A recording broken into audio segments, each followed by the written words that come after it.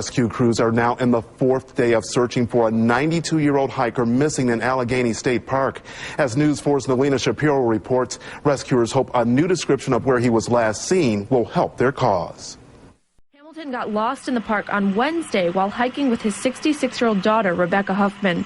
When Hamilton was too weak to continue, his daughter walked to safety the next morning and called for help. On Sunday, she came back to the park and handed police this picture she drew of a mysterious concrete structure. Police say Hamilton was last seen about 100 feet from this structure, but here's the problem. Right now, officials can't find it. Hello, friends, and welcome to another episode.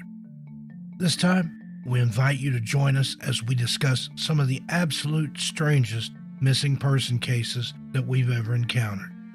These stories are beyond strange and mysterious. None have any rational or scientific explanation, yet, according to those that experienced them, they actually happened. So sit back, relax, and let us know what you think in the comments below. Do you have theories on any of these? If so, please share. We'd love to hear them. Missing 92-year-old and the mysterious structure nobody can identify. On November 10, 2010, 66-year-old retired nurse Rebecca Huffman and her 92-year-old father, Reverend Thomas Hamilton, got lost while hiking in the Allegheny State Park. They walked for miles through dark woods, climbed up hills on their hands and knees, and were freezing cold. The very next day, Rebecca walked to safety and called for help. She stated that her father was too weak to continue, so she told him to stay put and not move. Search and rescue was immediately deployed to the area, and there was no sign of her father, Thomas. The next day, Rebecca came back to the park and handed police a picture she drew of a mysterious concrete structure about 6 feet in width and about 15 to 20 feet wide. It was a 3-foot-high structure that you can walk into and be standing on a rock-like floor. Thomas was last seen about 100 feet from the structure. But there was a huge problem. Officials were never able to find this mysterious structure that his daughter Rebecca described. A massive 8-day search conducted by hundreds of volunteers, police officers, firefighters, and K-9 units over 5,000 acres of the park turned up nothing. Strangely enough, 2 years later, his remains were found 500 feet from where the search and rescue crews started their official search. The mysterious structure has never been located. Linda Ortega and the people hiding in the bushes. On September 22, 2012, Linda Ortega and her brother Eddie Huff set out for a day's hiking in the Arkansas Ozarks. The area in which they were hiking was an area that they both frequented. However, during their hike, Eddie suddenly found himself in an unfamiliar area. Eddie looked up through the trees, hoping to find some degree of positioning from the mountains around them, and when he looked beside him, Linda had simply vanished. When Eddie eventually returned home, he seemingly had no memory of what had happened in the park. A search party was sent into the forest to find Linda, but with winter temperatures beginning to set in and having left with barely any supplies at all, hope was fading fast. Linda would reemerge from the forest almost a week later. She appeared shocked and unnerved by whatever incident had unfolded and led her here. She would later claim, although the details were murky at best, that she came across people, but when she asked for help, they'd act like they didn't hear her. Linda says she remembered them looking right at her and not saying a thing. These people were hiding in the bushes, she says. They were following me but would not help me. In addition, Linda stated that dark figures appeared in the forest at dusk.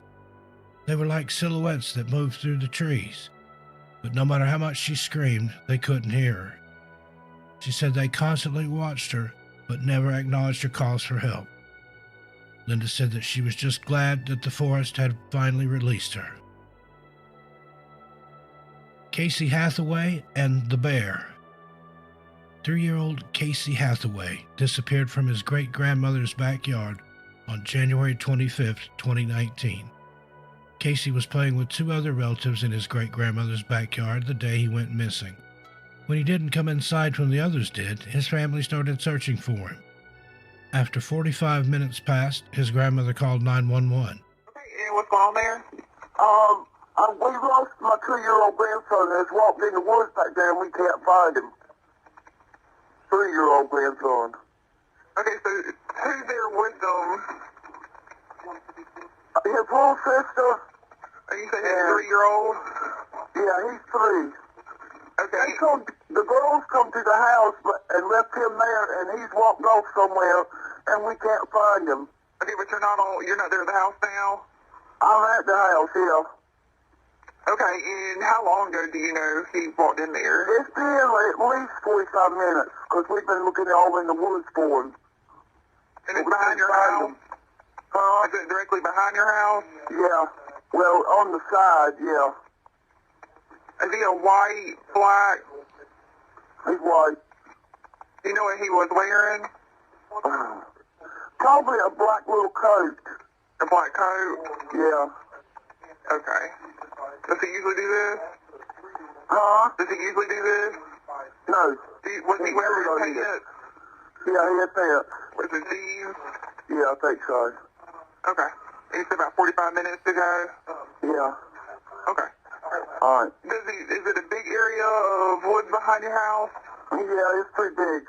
I think you've been out there looking for him? Yes. What is it? Yeah. Okay. All right, we got a deputy headed to you, okay? And you said 45 minutes directly behind your house or side? Yeah. Okay. All right, if you see him, let us know. We have some deputies headed that way, okay? Okay, thank you. Thank you. He was walking in the woods back there and we can't find him, his great-grandmother told the 911 dispatcher. The other ones came through the house but left him there and he walked off somewhere and we can't find him.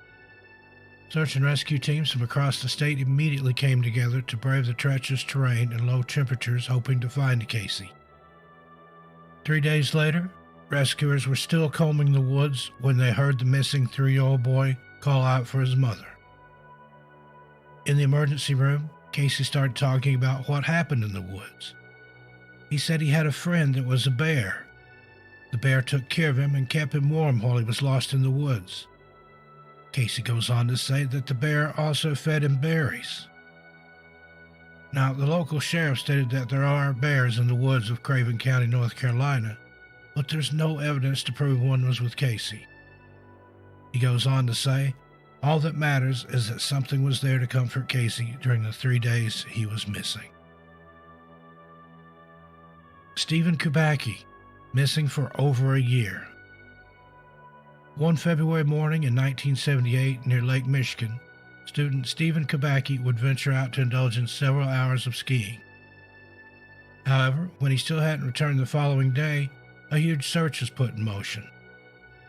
Strangely and ominously, footprints were discovered in a location where the student claimed to be heading. And what's more, they stopped right at the frozen water's edge. There was no sign of any markings on the frozen surface of the water, and no signs that the ice had been broken anywhere. Later that day, Stephen's skis and backpack were discovered. However, no other sign of Stephen came to light, and the searches were eventually called off. His family, while not giving up hope, were prepared for the worst. Then, over a year later, in early May 1979, Stephen would appear out of the blue on his parents' doorstep. He had very little memory of where he had been.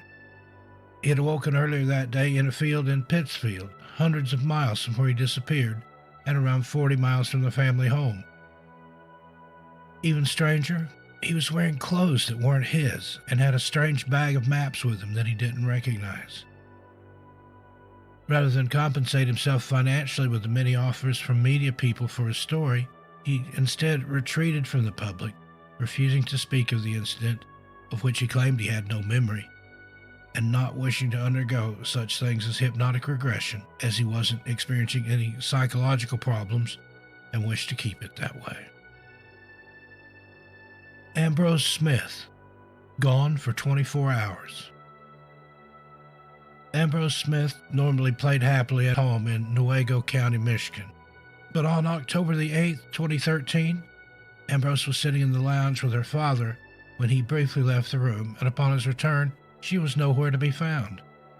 A massive search involving hundreds of volunteers was immediately activated, covering the entire surrounding area. It wasn't until the next day that Ambrose was found a few miles from her home. Strangely, she was discovered in a location that had been extensively searched the previous day. How the little girl had managed to traverse such a huge distance and evade the search teams who sprang into action so soon after her disappearance remains a complete mystery. Zen Rong vanished while piloting an aircraft. On March 15, 2016, Zen Rong flew out of Ann Arbor in a 1984 Cessna 172P owned by the Michigan Flyers. When it was overdue to return, authorities were notified and the wreckage was found in a forested area near Manitowage, Ontario, northeast of Munising, over Lake Superior. The downed Cessna he had been flying was found in a densely wooded area in Ontario the same day he rented the aircraft from a flying group at the Ann Arbor airport. But Zen was not at the scene of the crash, and there were no footprints in the snow to indicate that Zen was in the aircraft at the time it crash-landed. All the evidence indicates the aircraft was operating normally and crashed because it ran out of fuel. Authorities have theorized that at some point prior to the crash, Zen must have exited the aircraft while it was in the air. Searches around the crash site and along the route that the aircraft was known to have traveled were searched, and yet nothing was found. Another search was conducted in the Petoskey area where Zen's cell phone last pinged, but again, nothing was found. Zen Rong was an experienced pilot who was also a PhD candidate at the University of Michigan. His whereabouts are still unknown, and his case remains a mystery. Hello, friends. Steve Stockton here with you. Welcome to our latest video. In this episode, we'll be looking into some cases of couples who mysteriously vanished together. So come with me. Let's walk and see. First up, we have Camden Sylvia and Michael Sullivan. On the evening of November 7, 1997, 36-year-old Camden Sylvia and her boyfriend Michael Sullivan, 56, left the Manhattan loft they shared together to go for a nice quiet jog. The couple were artists and lived in a rent-controlled building, getting their loft at a steal for only $300 a month. Try to find that in Manhattan. They were, by all accounts, a very kind and loving and happy couple. They had a routine of going out for a nightly jog together, and the night of November 7th, 1997 was no different. Later on, video surveillance would show the two of them visiting a nearby video store together, renting a movie. However, this footage would be the last time anyone ever saw or heard from the pair, as it seems as though once they left the video store, they walked right off the face of the earth. It wasn't until several days later that people started to realize that no one had heard from either one of them, and even neighbors thought it strange that they weren't seen coming or going at any of their usual times. Camden's mother visited the loft in order to see what was going on, and she found that, aside from the couple's pairs of jogging shoes and Camden's tote bags, with one set of keys to the home, all of their personal possessions and worldly belongings were left behind and seemingly untouched. It didn't look like anything was amiss, and there were no signs of struggle at all in the small loft. It actually looked like one or both of them would be coming right back through the door at any moment. Their bank accounts and credit card records were searched right away, but they hadn't been touched. There didn't seem to be a single clue or shred of evidence to give any idea as to what could have possibly happened to the pair. Once the investigation started, though, upon speaking with the other tenants in the building where the couple lived, the investigators came across some rather disturbing information about the landlord, a man named Robert Rodriguez. Robert was rather hated by the tenants and was accused of randomly and without any notice, and also illegally, as it was a rent-controlled building, trying to raise the rent of all the tenants in the building by what was described in several sources as an exorbitant amount. He also threatened that if anyone refused to pay this new increased rent, he would simply turn off the heat in the building. This was a rather significant threat due to the fact that this was New York City in the wintertime, and it was bitterly cold outside. The tenants in the building told Robert that they would withhold all rent should he carry out this threat about the heat, and on the day of their disappearance, Michael personally handed him a petition signed by everyone in the building about a rent strike if the rent was raised. Michael is said to have been the one to initiate the petition as well. Initially, it's said that Mr. Rodriguez was extremely cooperative with investigators. He even invited them to search the entire complex without complaint and offered anything else they might need from him as well. He denied having anything to do with the disappearance, and nothing of value was found during the initial search. However, this seeming cooperation wouldn't last very long, as shortly after the investigation started, he himself was reported missing, and the police were unable to find him. His family refused the police access to his property in Orange County, New York, upstate from where the loft the missing couple lived in. Police had a kind of way around this refusal, though, as they didn't have enough for a warrant, but they went ahead and flew helicopters over the entire home and property and used infrared cameras to look for any bodies. However, nothing was found there either. Meanwhile, the investigators tore up the entire floor of the loft as well, looking for any evidence at all to either connect Robert to the crime or to find out if just anything nefarious in general had happened there, but this was to no avail. Nothing was found, and the police and the victims' families were at a loss. What could have happened to these two perfectly normal people who went out to do a perfectly normal thing on a seemingly perfectly normal night in New York City? They didn't simply evaporate, did they? Cadaver dogs in the elevator picked up no scent either. As all this went on, the police couldn't shake the suspicion that Robert Rodriguez definitely was hiding something and thought he most likely did have something to do with the couple's disappearance. However, they could find no evidence or proof. The prevailing theory was that the disputes over the raising of the rents and the heat issue had perhaps gone too far when Michael handed him the petition. It's posited that Robert flew into a rage and made them disappear. Robert remained missing throughout all these searches, and all the while, wild conjecture and rumor flew around his name and his family. The police even went as far as sending divers into a nearby lake to search for the bodies of the missing couple, but as with every other attempt at finding Camden and Michael, nothing was found and nothing more had ever come of it. Making this disappearance and the suspicion on Robert Rodriguez even more sinister was the fact that he was a suspect in yet another disappearance.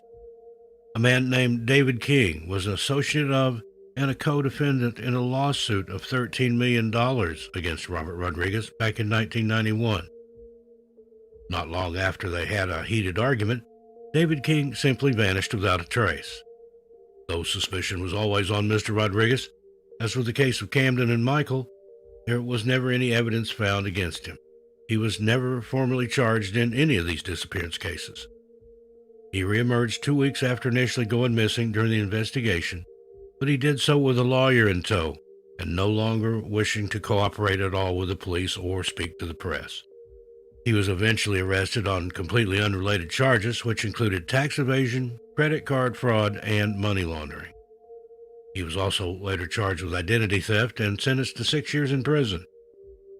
He was released, though, in 2004, and to this day there's no evidence against him in either disappearance, and no credible leads or even any evidence has ever been found to implicate Robert Rodriguez or anyone else in the disappearance of Camden Sylvia and Michael Sullivan. Next up, we have Christopher Mittendorf and Christina Branham.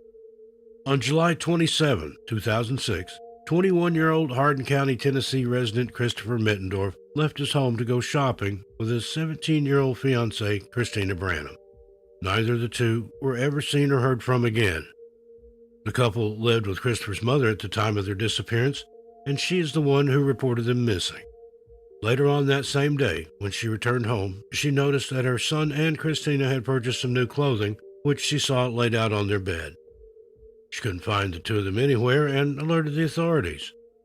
From the beginning, there wasn't much to go on, and in this case, it wasn't until 5 days later that their car was found, apparently abandoned, on the side of the road approximately 50 to 60 miles away in a very rural area. While only one of their cell phones was left behind in the vehicle, the other phone was going straight to voicemail and had been since the time they were thought to have disappeared.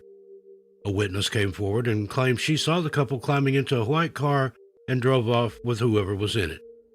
They did not seem, at least according to this witness, to be under any type of stress or duress. There were no clues or leads aside from this one, though, and the case very quickly went cold. As she went through her son's belongings trying to find anything that might explain his disappearance, Christopher's mother found a lockbox in his room that contained items belonging to an alleged career criminal named George Bogus. Christopher's mother wondered if her son and his fiancée possibly stole the items belonging to Mr. Bogus and unwittingly made themselves a target of this allegedly very dangerous man. Before the police could launch any kind of real investigation into this theory, George Bogus' wife murdered him. This happened in 2010, and then there was no chance of ever really knowing what happened to the young couple. The pair remain missing to this day, and the case is completely cold. Next, we have Claude and Martha Sue Shelton. On May 21st, 1971, 27-year-old stay-at-home mom and homemaker Martha Sue Shelton, called Sue by those who were closest to her, and her husband, a 37-year-old man named Claude, whom it's only said in the report that had 10-plus years employment at his job, whatever his job was, tucked their 3 children into bed and told them they would be going to meet up with some friends to go and get a late bite to eat at a nearby truck stop. The couple left their home at Jerry's Trailer Park, which was located on 18th Street in Corbin, Kentucky, at around 2 in the morning, and headed to King's Truck Stop to meet their friends. The truck stop was only 5 miles from their home, so it shouldn't have taken them very long to drive there and back, and they shouldn't have been gone long at all, as they were only planning on having a quick bite to eat. Despite this, however, they were never seen or heard from again. Their daughter, Sheila, said she remembers her father asking her mother if she wanted to come with him or wait at home, and that her mother had agreed to go.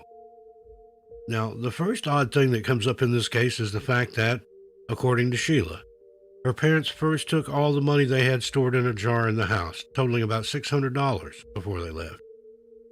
Now, to me, that's a huge sum of money to bring with you if you're only grabbing something to eat at a small-town truck stop.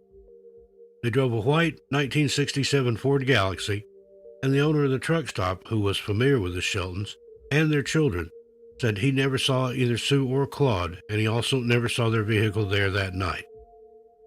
Everyone close to them agreed that they would never abandon their children, and for this simple fact, something horrible had to have happened to them. In actuality, almost everyone interviewed who was close to the couple said the trip in general was extremely odd and out of character, as it was very much unlike Claude and Sue to leave their children unattended at all. The truck stop, the area surrounding their home, and some nearby woods were all searched thoroughly, but no sign of the couple ever turned up. There's no more relevant information on this case, and Claude and Sue Shelton remain missing, and the case is still cold to this day. And now we have Danielle Imbo and Richard Patrone. At the beginning of 2005, Danielle Imbo was a 34-year-old single mother of an 18-month-old son who was going through a divorce when her best friend from high school, Christine, reintroduced her to Christine's brother, an old high school crush of Danielle's named Richard Patrone.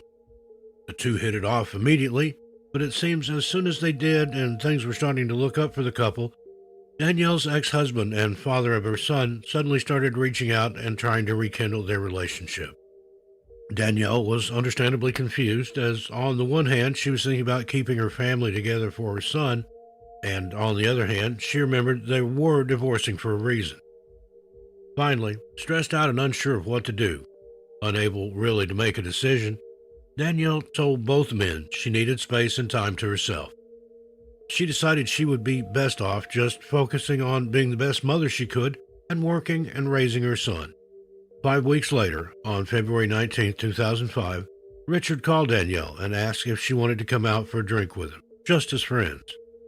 There were some bands performing locally that he knew she liked and thought she would appreciate hearing them play live. Danielle was in need of a night out, and so she agreed and met up with Richard and his friends Anthony and Michelle on South Street in Philadelphia, Pennsylvania. With Danielle and Richard both supposed to be picking up their kids the next morning and not wanting to be too tired, they mutually decided to call it an early night after the bands were done playing. At approximately 11:45 p.m. that evening, they said goodbye to Anthony and Michelle and walked out of the bar. Not only were they never seen or heard from again, but Richard's vehicle, a 2001 black Dodge Dakota, was also never found. The Philadelphia and New Jersey police and the FBI have spent the last 17 years in search of even a single clue as to what could have happened to the young friends and the lost vehicle.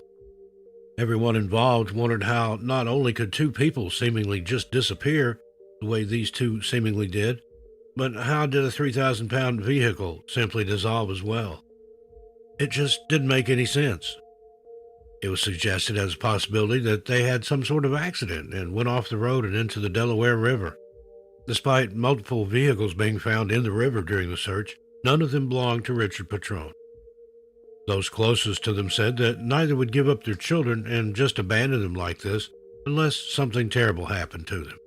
Their cell phones have been off since the time of their disappearance, and neither one's bank account or credit cards have been touched. Authorities did receive a lead involving Danielle's estranged husband, who it is said exchanged threats with Richard over the phone multiple times while he and Danielle were dating for that brief period. Nothing ever came of their investigation into him. However, there has been a lot of tension between Danielle and Richard's respective families, as it confused many as to why Danielle had told Richard she didn't want to be with him anymore, and yet still agreed to meet him for drinks and to listen to music just 5 weeks later, even if it was just as friends. There's no evidence to suspect either foul play or fault on anyone's part. Danielle and Richard's disappearance remains an open case to this day. Anyone with any information is urged to please contact the Citizen Crime Commission's tip line at 215-546-TIPS or 8477. Callers do not have to give their name, and there is a $50,000 reward for information that leads to finding Danielle and Richard or the arrest of those person or persons responsible for their disappearance. Now up, we have Mitchell Weiser and Benita Bickwood. On July 27, 1973, 16-year-old Mitchell Weiser and his 15-year-old girlfriend Benita Bickwood, whom he had met at her workplace in Narrowsburg, New York, planned to hitchhike to a concert and festival in Watkins Glen, a town 75 miles away. They were given their first short ride by a trucker and were last seen together hitchhiking on State Route 97. After this, though, their fate is unknown, and nobody's even sure if they ever made it to the concert. Initially, the authorities in charge of the case thought it most likely that the young couple had simply decided to run off together, but their families vehemently deny that they would ever do such a thing. A witness named Alan Smith came forward in the year 2000 with some information that took the case on a very interesting turn. Alan claimed that after that same concert, he hitched a ride on a Volkswagen bus and had met and spoken with two teenagers he was pretty sure were Mitchell and Benita. He claimed that the bus had stopped and everyone got out to go swimming in some river, but that Benita had gotten into some trouble in the water. And after Mitchell dove in to save her, they were both swept away, and everyone else on the bus just took off and went on with their lives as if nothing had happened. The driver of the bus did say that he would call the authorities on the very next stop, but there's no record of any call ever being made in regards to this somewhat bizarre case. While authorities don't technically completely discount what Alan Smith had to say, they do find it unsettling that he waited 26 years to come forward, and that allegedly nobody had made any attempt to help the couple at all. Alan, who obviously, at least according to his alleged story, seems to have seen the entire thing go down. Regardless of what the authorities or anyone else believes, just in general about Alan Smith's very delayed alleged confession, there's no evidence to back up what he said, and therefore the case is still unsolved to this day. No evidence has ever been found as to what could have possibly happened to this young couple, and it's as though they simply were here one minute and gone the next, with no reasonable or rational explanation, or really any explanation at all as to what could have possibly happened to them, other than the story that Alan Smith told. Did they indeed make it to the concert, perhaps, and run into trouble there? Were they hitching their way home when they ran into some issue or possibly foul play? Or did they possibly go missing before even reaching their destination? Without any way to verify Alan Smith's 26-year-old story, it's all just a bunch of unknowns at this point, and the family hopes and prays that someday they will have the closure they so rightly deserve. Lastly, Sheila and Connor Dwyer. Our final case is considered to be one of Ireland's most baffling missing persons cases in the entire history of their country to date. On April 30th, 1991, an elderly married couple named Sheila and Connor Dwyer attended Mass at St. Patrick's Church in the town of Fermoy, and seemingly vanished from the face of the earth right after. On May 18th, after not hearing from them for weeks, Sheila's sister went to the couple's home to see that everything was all right. It was quite uncommon for her sister to have gone this long without reaching out to her or anyone else in the family for that matter, and when nobody answered the door at the residence, she went ahead and notified the authorities. The police showed up soon after and broke the door down. However, there was no sign of the couple. There was no sign of forced entry or struggle or robbery in the home, and all that was missing was the couple and their car, a Toyota Cressida. The couple's clothing and glasses were still there, as well as a large amount of cash that was stashed in a tin. The house was very secure, which is why the authorities had to break down the door in the first place. It honestly appeared on all fronts as if the couple were simply planning on attending Mass and returning straight home. Strangely enough, it wasn't long before investigators discovered that this wasn't the first time one of the Dwyers had up and vanished without a trace. Turns out that sometime in the 1980s, Connor had gone missing for a couple of years, and upon his return provided no information at all as to where he'd been and what he'd been doing. He also never told anyone why he'd gone for so long without contacting everyone. It seems this was a mystery everyone who knew him had just accepted as something Connor did and moved on from it. Now, 30 years later, and neither Connor nor Sheila have ever returned, no one ever heard from them again, and there are no clues or evidence whatsoever to even point investigators in a direction as to what could have happened to them or where they could have ended up. To this very day, this is one of Ireland's most baffling, frustrating, and enduring unsolved disappearances. Now, how can someone just disappear without a trace? How could they be here 1 minute and just poof, gone the next, seemingly erased right out of existence in the blink of an eye?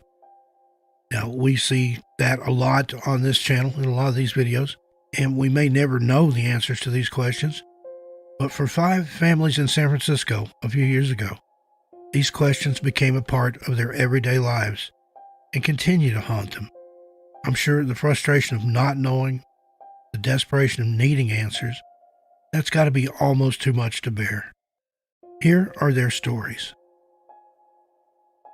The first of what some call either the California Five or the San Francisco Five to go missing was Jackson Miller. Jackson went missing on May 17, 2010. His vehicle was found abandoned near the Golden Gate Bridge in San Francisco. Although there was no note indicating that he meant any self-harm found in or near the vehicle, neither were his keys there. Due to his struggle with major anxiety and depression and the fact that, at the time of his disappearance, Jackson was being prescribed medications to help with these issues, but was not taking them anymore, many people, including Jackson's family and loved ones, thought he had almost certainly and tragically jumped to his demise. Despite no body or evidence to confirm this theory ever being found, this was what not only the family, but the authorities and even the public assumed happened to Jackson. He was only 1 month shy of his 20th birthday and living in Cupertino, California at the time. It's been 11 years now since that fateful day in May of 2010, and the family still have no answers at all. His mother stated, "We've been sad and incomplete since Jackson left. There's always been a slim sliver of hope he's alive. We both always held out hope that he was out there, but honestly, we flip-flopped back and forth because of the amount of time and just not being able to imagine why in the world he wouldn't call us if he was out there. It's just a huge mystery for us." There was a possible sighting of an encounter with a man claiming to be Jackson in March of this year, 2021. A woman smoking a cigarette outside the Target in Woodland, California, claimed a man she didn't know approached her and asked if she could give him a ride to Sacramento and if he could bum a cigarette. The woman said she declined to give him a ride, and when she did, he allegedly asked if she would call him an Uber and stated his name was Jackson and he was a missing person. Surveillance footage from the Target store captured something a little strange regarding the man. He entered the store wearing shorts and exited a few minutes later wearing black pajama pants with green shamrocks on them and a dark green sweater. Another business owner in the area, who is yet unnamed, also contacted the Santa Rosa County Police and reported seeing a man who she believed to be missing person Jackson Miller hanging around in the parking lot of her business and trying to bum cigarettes and a ride to Sacramento. She claimed he left the premises, however, when no one would help him. Authorities claim they have reviewed both the target footage and the footage from the second business, but haven't disclosed publicly yet if the young man was in fact Jackson Miller or if the tips were even viable. No word on what the family says about the images publicly released of the young man in Target. The Santa Clara County Sheriff's investigators would only say, "The Sheriff's Office is aware of the missing person case of Jackson Miller. Detectives are currently in communication with the Woodland Police Department. At this time, this is still an ongoing investigation, and detectives are currently using all leads to locate Mr. Miller." Now, notice they didn't say to try and locate Mr. Miller. But as of right now, however, there have been no more information released on whether or not the young man in question is indeed Jackson Miller. He is still officially a missing person and possible jumper. The next young man to go missing right around the same time and in the same area of California was 29-year-old Cameron Rimmer. According to his father, Cameron traveled to San Francisco with $30,000 in cash to start a medical marijuana business. He was staying at the Fairmont Hotel in San Francisco when he was last seen. He had flown there on September 29, 2011. He had bought 60 to 70 packages of the drug with the money he had brought with him.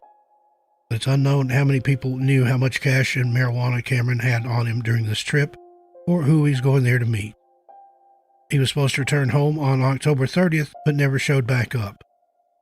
The last known contact with Cameron was on October 6th, when he called a friend who lived in Arizona and asked him if he would pay for another night at the hotel with his credit card, and Cameron would pay him back at a later date. The friend said he would, but before he had the chance to, Cameron called him again and told him not to worry about it because he'd found another place to stay for free.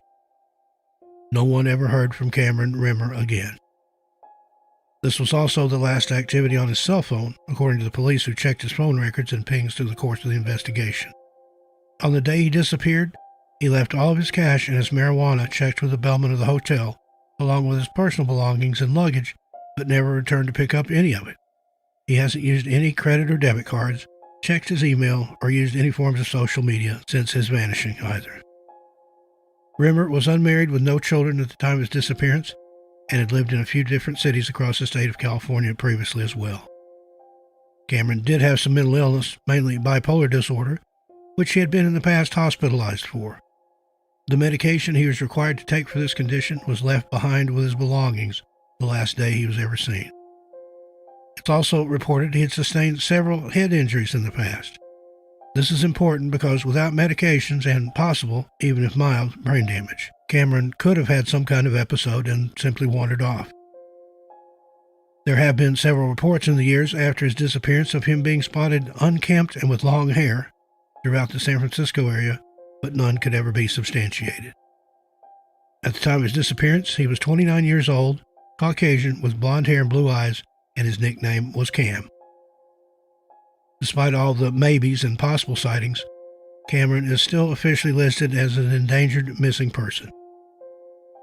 Just 2 months after Cameron Rimmer seemingly vanished without a trace, so did a 23-year-old musician named Sean Tyler Dickerson.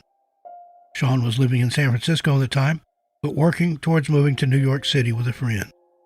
The night before he went missing, Sean had stayed up talking with a friend and his roommates until 4 a.m. When he woke on the morning of December 2nd, 2011, he realized he had overslept. He was rushing out the door at around 11:30 that morning, explaining to his roommates he was going to be late for work. Sean never made it to work that day and was never seen or heard from again. It's worth mentioning, however, that his not arriving at work that morning wasn't that worrying in itself. Sean worked at a men's clothing store, and just the day before, on December 1st, Sean had never come back to work from his lunch break and had only contacted his boss later in the day to explain why. His boss told him he didn't want to work with him if he was going to be unreliable, doing things such as working a half day and never coming back from lunch. Sean's ex-girlfriend reported he had left all of his personal things and belongings behind in his room, in the house he shared with 5 other people. None of them have ever seen or heard from him either. Sean is considered officially endangered missing, and unfortunately his loved ones have no additional information or answers as to what could possibly have happened to him. Next, on February 7th, 2013, Christian Michael Hughes was in San Francisco on the third day of a trip he'd taken from his home in Sacramento to visit a friend. He was supposed to be back home that day by 2:30 p.m., but he never made his flight. The friends Christian was staying with said he had packed his things around 1 o'clock that morning and left. He has never been seen or heard from again. No one knows where Christian was meaning to go when he left that morning, or even why he decided to do so. He had no other friends in the area and no access to a vehicle. He also had very little money on him. There has never been an explanation given as to why Christian had decided to leave this friend's house so early in the morning. His mother has since come forward and said she has some concerns about his mental health due to his father having passed away right before his disappearance. She also said he'd had health problems, but what she meant by this is unclear as well, just as the circumstances surrounding his vanishing. While the police have stated publicly they do not believe there was any foul play involved in Christian's case, there just isn't enough information made available to the public for most people to understand why they said this. The circumstances are a bit strange to say the least, and without an explanation as to why he left so early or where he was going, it's hard to come to any kind of reasonable conclusion. He'd had several surgeries in the months prior to his disappearance and has unspecified medical conditions. There's been no new information on this case since the initial reports and coverage in the first days and weeks of the event, though just like in all the other cases, his family and loved ones are still desperately searching for answers and the truth about what happened to their loved one. Finally, the last of the San Francisco Five to go missing was Sean Seedy. On May 21, 2013, Sean Isaac Seedy went to visit an old high school teacher on the 100 block of Oak Street in San Francisco, California. He left his house at 11:40 in the morning and spoke to his father from his cell phone around 1:30 that afternoon. He told his father he was taking the bus to the local park and would be home later on that day. His phone seemingly went dead a half hour later at around 2 p.m. and was never charged or picked up again. Sean was never seen or heard from again either. Several months before his disappearance, Sean suffered a severe and traumatic brain injury due to an accidental fall. Because of this, he never left the house for extended periods of time and kept in frequent contact with his parents on the rare occasion he did leave by himself. He is in desperate need of his medication and is considered medically fragile as well. Even the slightest bump on Sean's head could lead to severe brain damage or even death. Even without these things happening, without continued medical care for the conditions he's already suffered, he will die. Sean had braces on his teeth and is biracial, half Asian and half Caucasian. His left arm and wrist were in a black splint at the time of his disappearance as well. His right eye is slightly drooped and he has many scars on his head and neck, as well as titanium screws in his left wrist and head. There is little to no more information about where Sean could have possibly gone and or where he could have ended up. There's also little to no information about the police investigation of this disappearance, at least not that has been made public. Though all these cases seem to have only one common denominator on the surface, if you look a little deeper, you'll see most of them had some form of mental illness, and 2 out of the 5 had suffered traumatic head injuries. Surface things like having the same name could even factor in. I know many people, including investigators, don't believe any of these cases are connected, let alone all of them, but in this community, with what we know, we should be very uncomfortable with clusters of missing persons like this. They were all young men and hadn't yet turned 30 at the time of their respective disappearances. Could this be a new pattern of some kind? Something along the vein of the so-called smiley face killer theory? Or are the abductors possibly involved, just getting smarter and the men aren't being found so easily? These are questions we would be remiss not to ask, but we must also remember to be respectful of families, some of whom may not want to hear such things.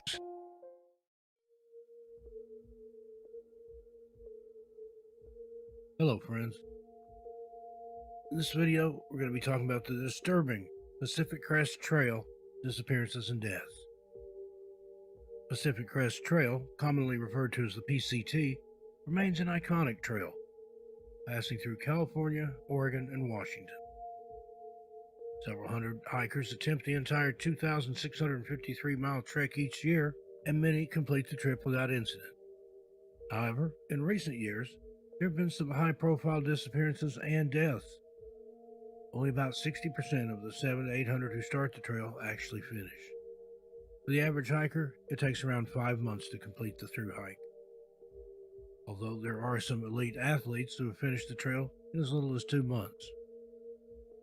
The Pacific Crest Trail, officially designated as the Pacific Crest National Scenic Trail, is 263 miles long and is aligned with the highest portions of the Cascade and Sierra Nevada mountain ranges. For the most part, it's located within 100 to 150 miles east of the U.S. Pacific coastline. The trail's southern end is just south of Campo, California by the U.S. border with Mexico, and its northern terminus is on the Canada-U.S. border at the edge of Manning Park in British Columbia. PCT ranges in elevation from just above sea level at the Oregon-Washington border to 13,153 feet at Forster Pass in the Sierra Nevadas. The route passes through 25 national forests and 7 national parks. Its midpoint is near Chester, California, close to Mount Lassen, where the Sierra and Cascade mountain ranges meet. It was designated a National Scenic Trail in 1968, although it was not officially completed until 1993. Pacific Crest Trail was conceived by Clifton Churchill Clark in 1932.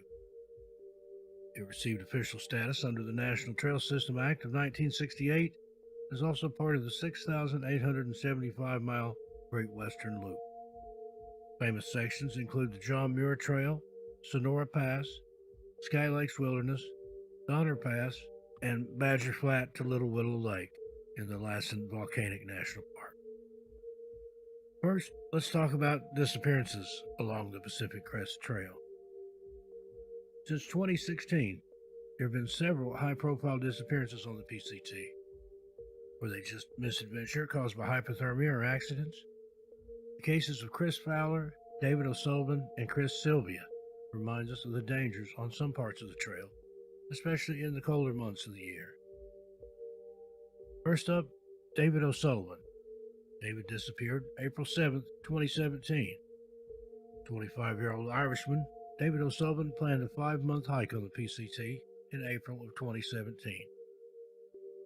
He left Middleton, County Cork, Ireland on March 20th, but sadly, David never returned to his home country.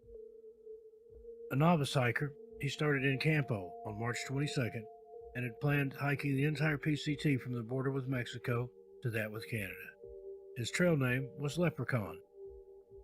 David spent a lot of time preparing for his trip, regularly tackling Cara Untahill, the highest peak in Ireland, at 1,038.6 meters, carrying weights, and he also transformed his parents' garage into a mini gym. Having completed a media course as well as a degree in English and philosophy at the University College Cork, David saved money from his job working in a local garage in Middleton to fund his trip. He was inspired to walk the PCT, having read the book Wild, which also became a film starring Reese Witherspoon. O'Sullivan is described as 5 feet 10 inches tall, weighed 154 pounds, has brown hair, blue eyes, wears glasses, and has a heavy Irish accent. He'd been hiking for 2.5 weeks when he found himself in Idlewild, a small mountain town at the foot of the San Jacinto Mountain on April 5th. Idlewild is a popular holiday spot, and he spent the night at the Idlewild Inn, a family-owned accommodation. His mom, Carmel, spoke about the last time he was seen. He arrived into this little town on the 5th called Idlewild. It's about halfway up the mountain, 2.5 weeks into his hike. He did a few chores, got in touch with all his friends on Facebook, and contacted us. Everything was going fine. And he was leaving on the morning of the 7th, and he's not been heard of or seen since. Correspondence with his family indicates that David had plans to hike on the morning of the 7th. He'd been waiting for an adapter for his Kindle to arrive at the post office and was considering waiting until it opened until he set off the next day, but he was concerned that it might interfere with his schedule. It is not known whether he tried to pick up the adapter or not, but it is certain he never received it as it ended up back at the retailer. An email he sent on that very same morning will be the last communication that David ever made. There was unusual weather on the San Jacinto Mountain that year, with an unusual amount of snow for so early in the season. There are numerous trails up the mountain, with Devil's Slide being by far the most popular. But just one day before David was last seen, a hiker reported getting a mile into the trail before encountering snow and turning back. Now, David had no alpine experience, but he had told other hikers he had no intention of hiking the snow, and he did not buy any snow equipment prior to his journey. He did make a $70 purchase at the local outdoor store Nomads, but the item was not registered on their point of sale. According to the store, all their snow equipment would have been listed on their receipt. David was also using a half-mile map, a brand specifically created for the Pacific Coast Trail. The map advised hikers to hike up Black Mountain Road when snow was present in order to avoid the most dangerous part of the terrain. David had been working hard at a garage and saved for a year to go on his Pacific Crest adventure. He visited an ATM before he set off up the mountain, but only withdrew enough to buy more food at the next stop. A sizable amount was left in his account and has not been touched since that final transaction. At home, David's mother Carmel and father Con were becoming increasingly concerned. David had warned them that there would be periods of several weeks where he would not be able to get in touch, but feeling that something was wrong, his parents went ahead and contacted the Pacific Crest Trail Association in April. They were told to sit tight and wait to see if David turned up. He had arranged to meet a friend in Santa Barbara in May, but he never arrived. Carmel and Con called the PCT Association back once again, only to be told that they were not a babysitting service and that there was nothing they could do. As a result, David was not officially reported missing until June 30th, 12 weeks after he had last been seen. A massive search was launched in Whitewater Preserve, an area just north of the San Jacinto Mountains, which would have been en route to David's next scheduled stop. Yet, despite the use of helicopters, dogs, and ATVs, the search and rescue team came up short. With no evidence of foul play, there has been little in the way of official investigation since then. Several hikers have called in eyewitness statements thinking they may have seen David at some point on the trail, but none of these sightings has been positively confirmed, with most vaguely referring to a hiker with an accent.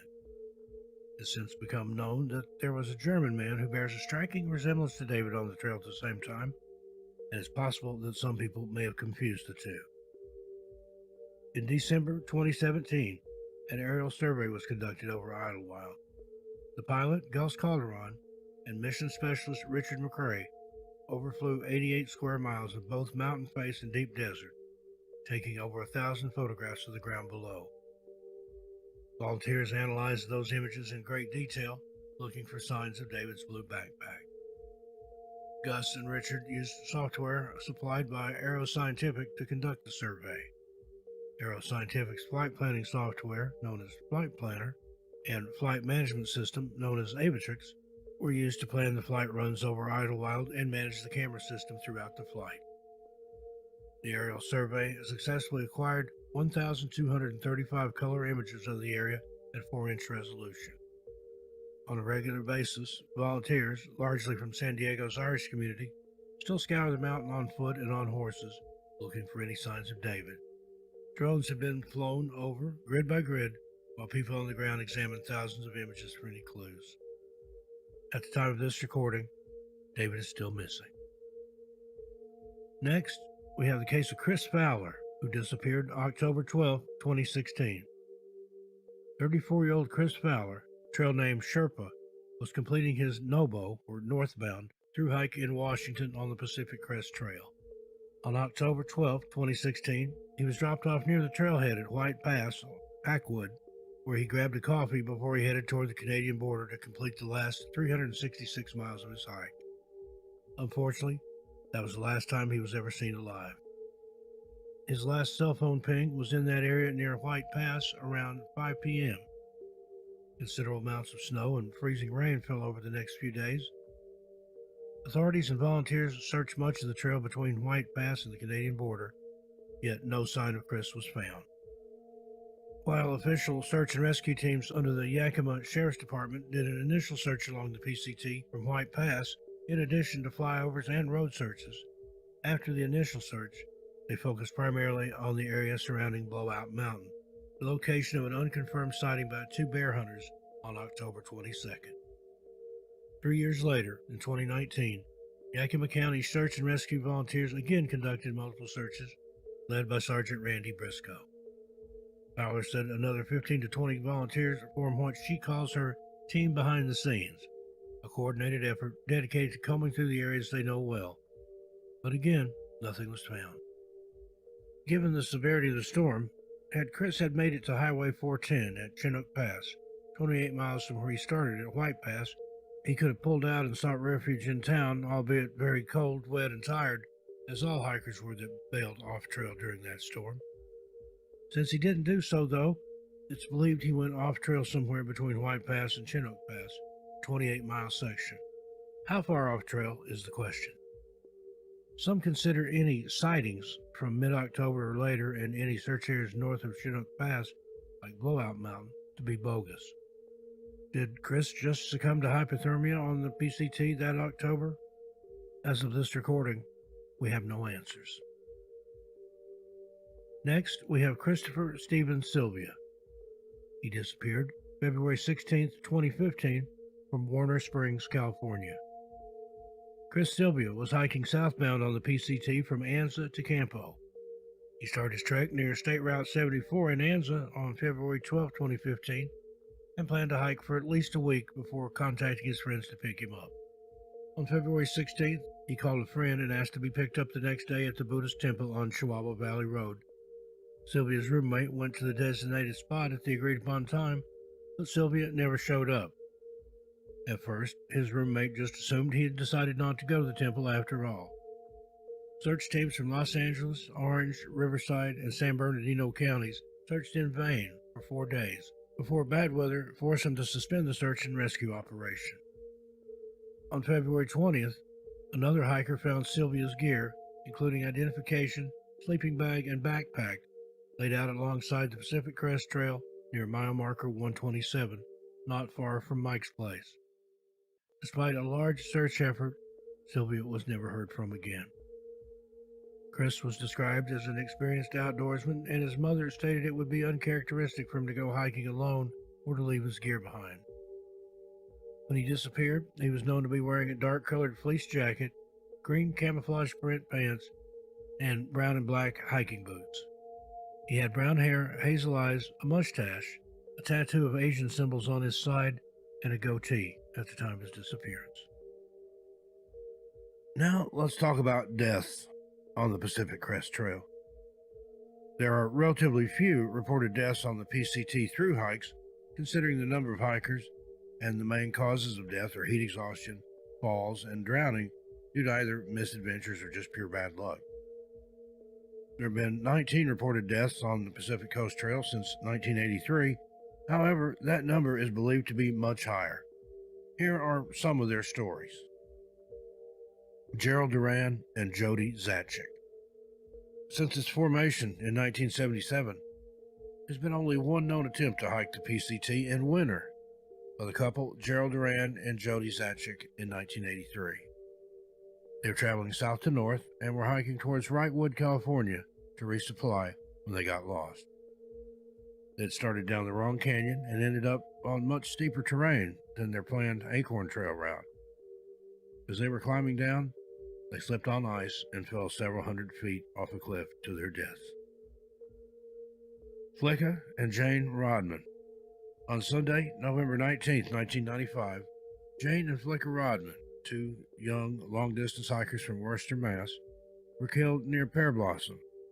The couple had started their Pacific Crest Trail through hike at the Canadian border in July and hiked south, allowing this year's unusually heavy Sierra snows to melt ahead of their arrival.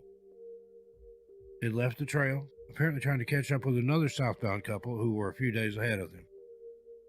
While walking eastward on a path along Highway 138, some distance from the trail itself, they were struck and killed by a driver who lost control of his vehicle after falling asleep at the wheel.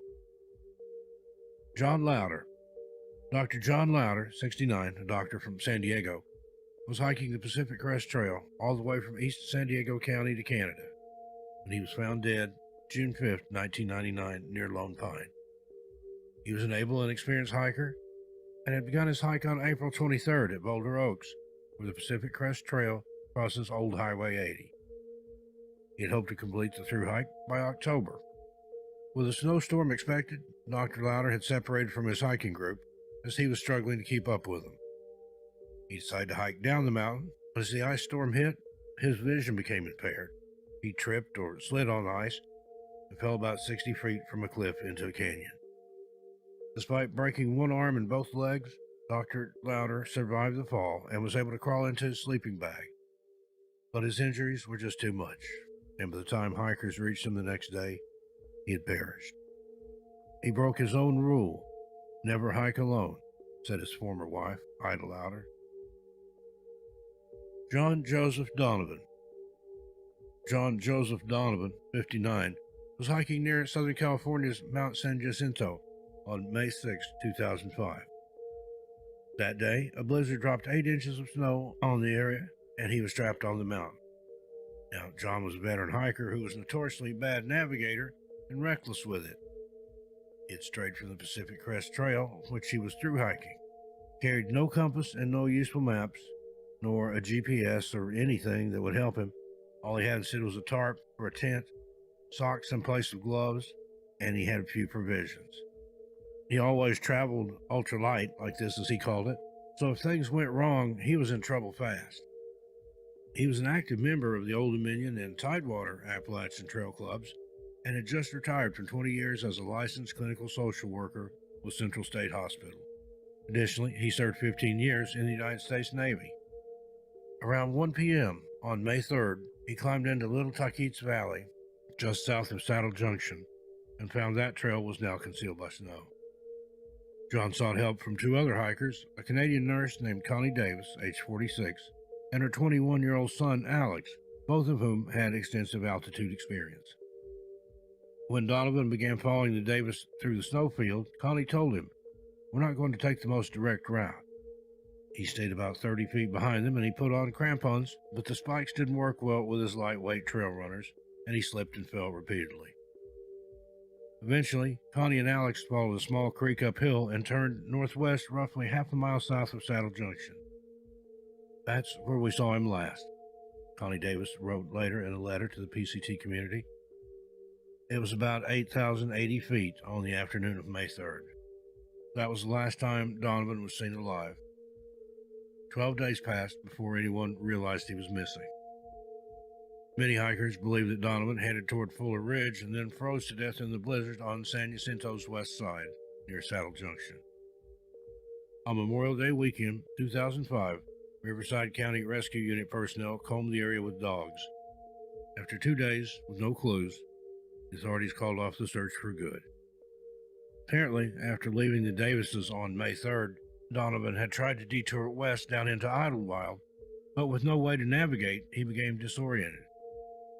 In a journal written in the margins of photocopied guidebook pages, Donovan scribbled, "Couldn't find the trail to Idlewild."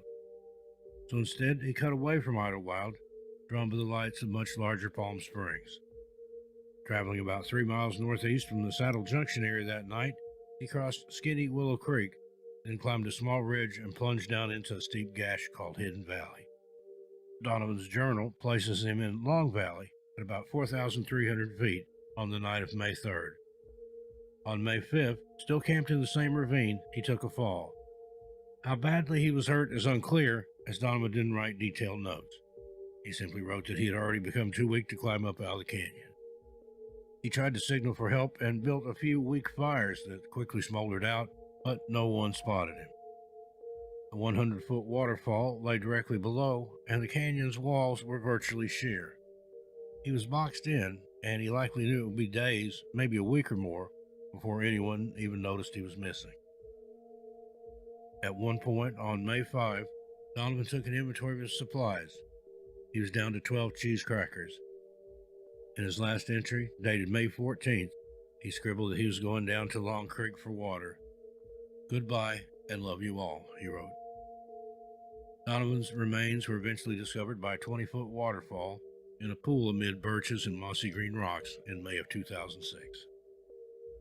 Brandon Day, 28, and Gina Allen, 24, of Dallas, were found in May 2006, after spending 3 nights in the San Jacinto wilderness. The third night, they came across a backpack of supplies at a deserted campsite. Donovan's remains were found near this camp.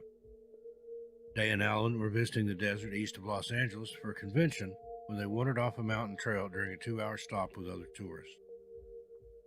Only prepared for a brief hike, they wore light windbreakers and tennis shoes and had no food, spare clothing, or cell phones. At first, they were not too worried because they could hear voices. I still felt we were relatively close, Day said, recalling he thought the trail would be around the next boulder. With night closing in, they took shelter in a small cave between boulders and spent the night sleepless, freezing, and hungry. In the morning, they struggled to follow a stream downhill through boulder-strewn terrain. They decided to keep going with the mantra from night one: "We're going to get out of here. We're not going to die. It's not our time," Day said. The couple found items that Donovan had left behind in a dead-end gorge on Monday, May 8, 2016. This included a warm sweater, foam sleeping mat, poncho, backpack, disposable razor, spoon, dry socks, and matches that the couple used to light a signal fire. Day and Alan were elated, thinking someone there could help them find their way out.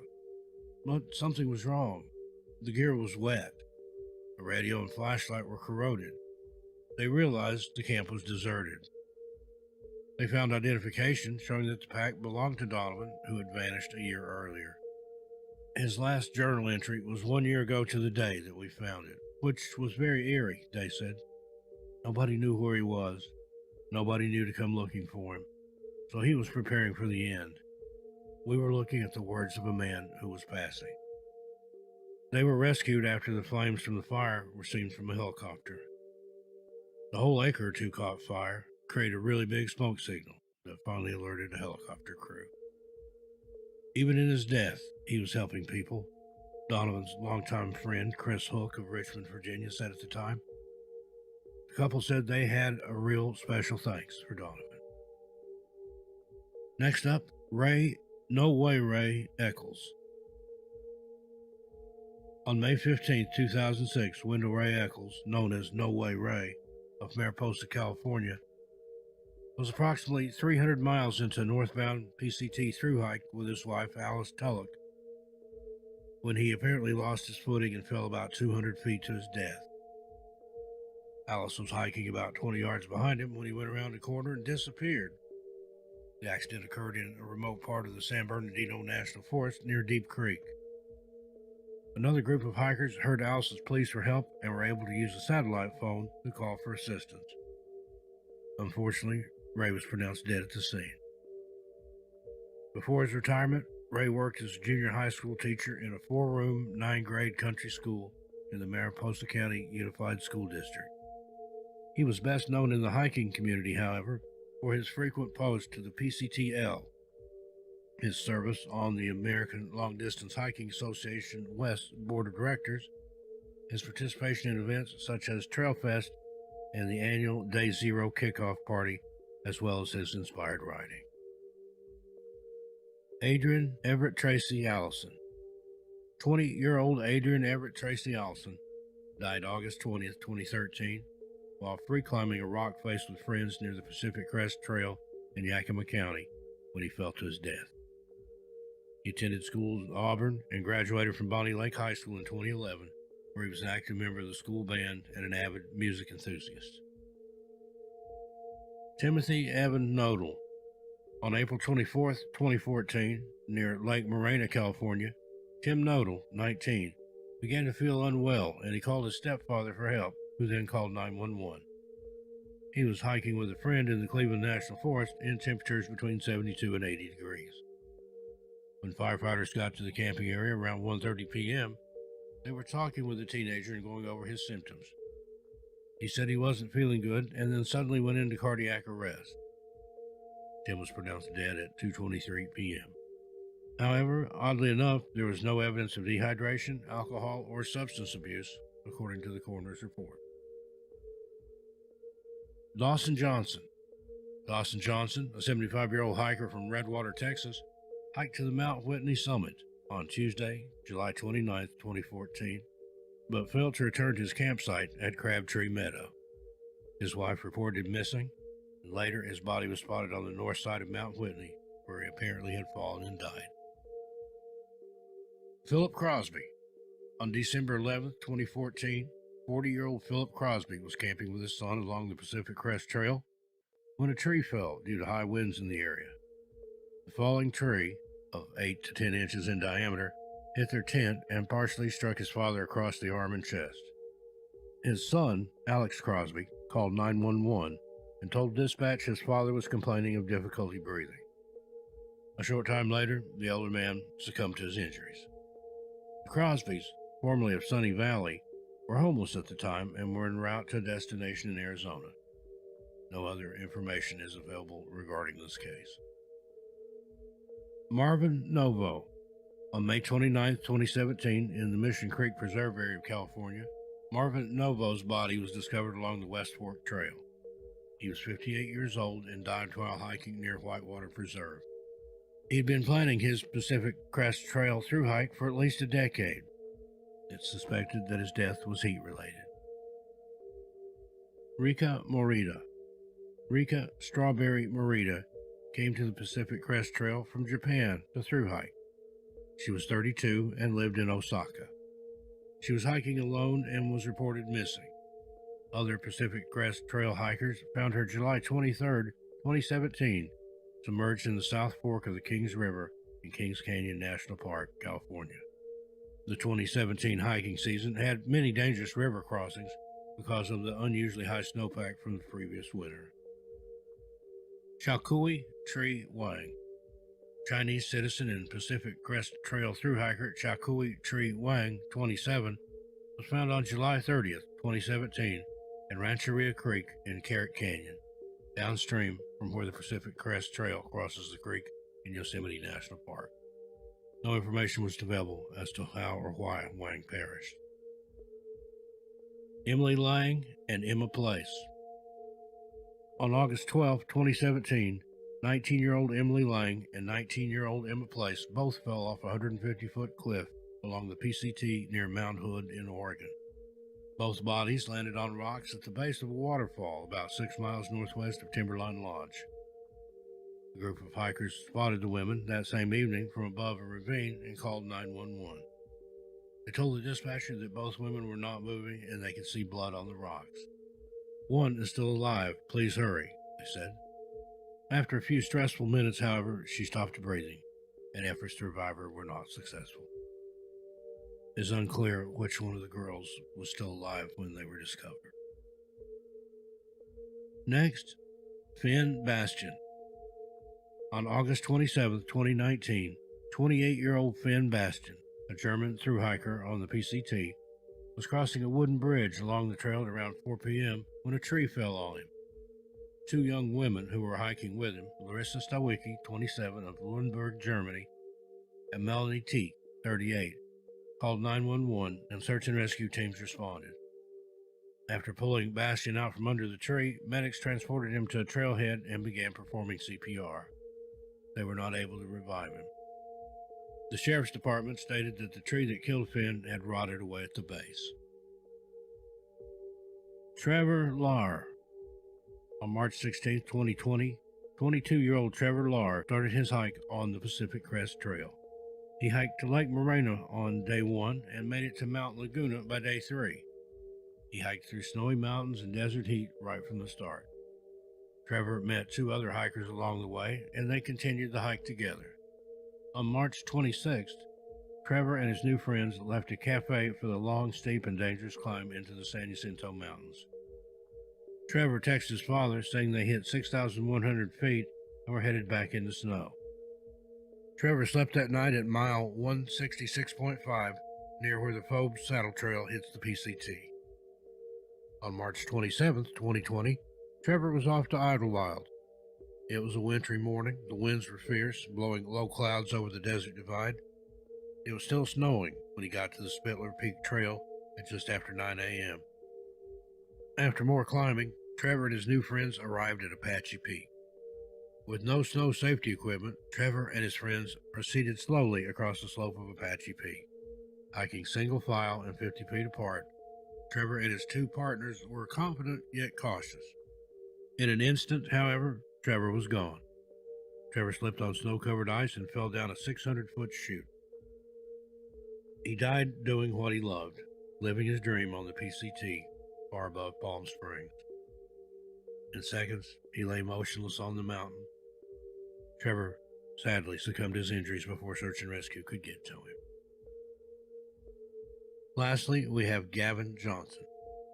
Gavin Johnson, 28, who was missing for 8 months, was found in June 2019 after heading out on the Pacific Crest Trail.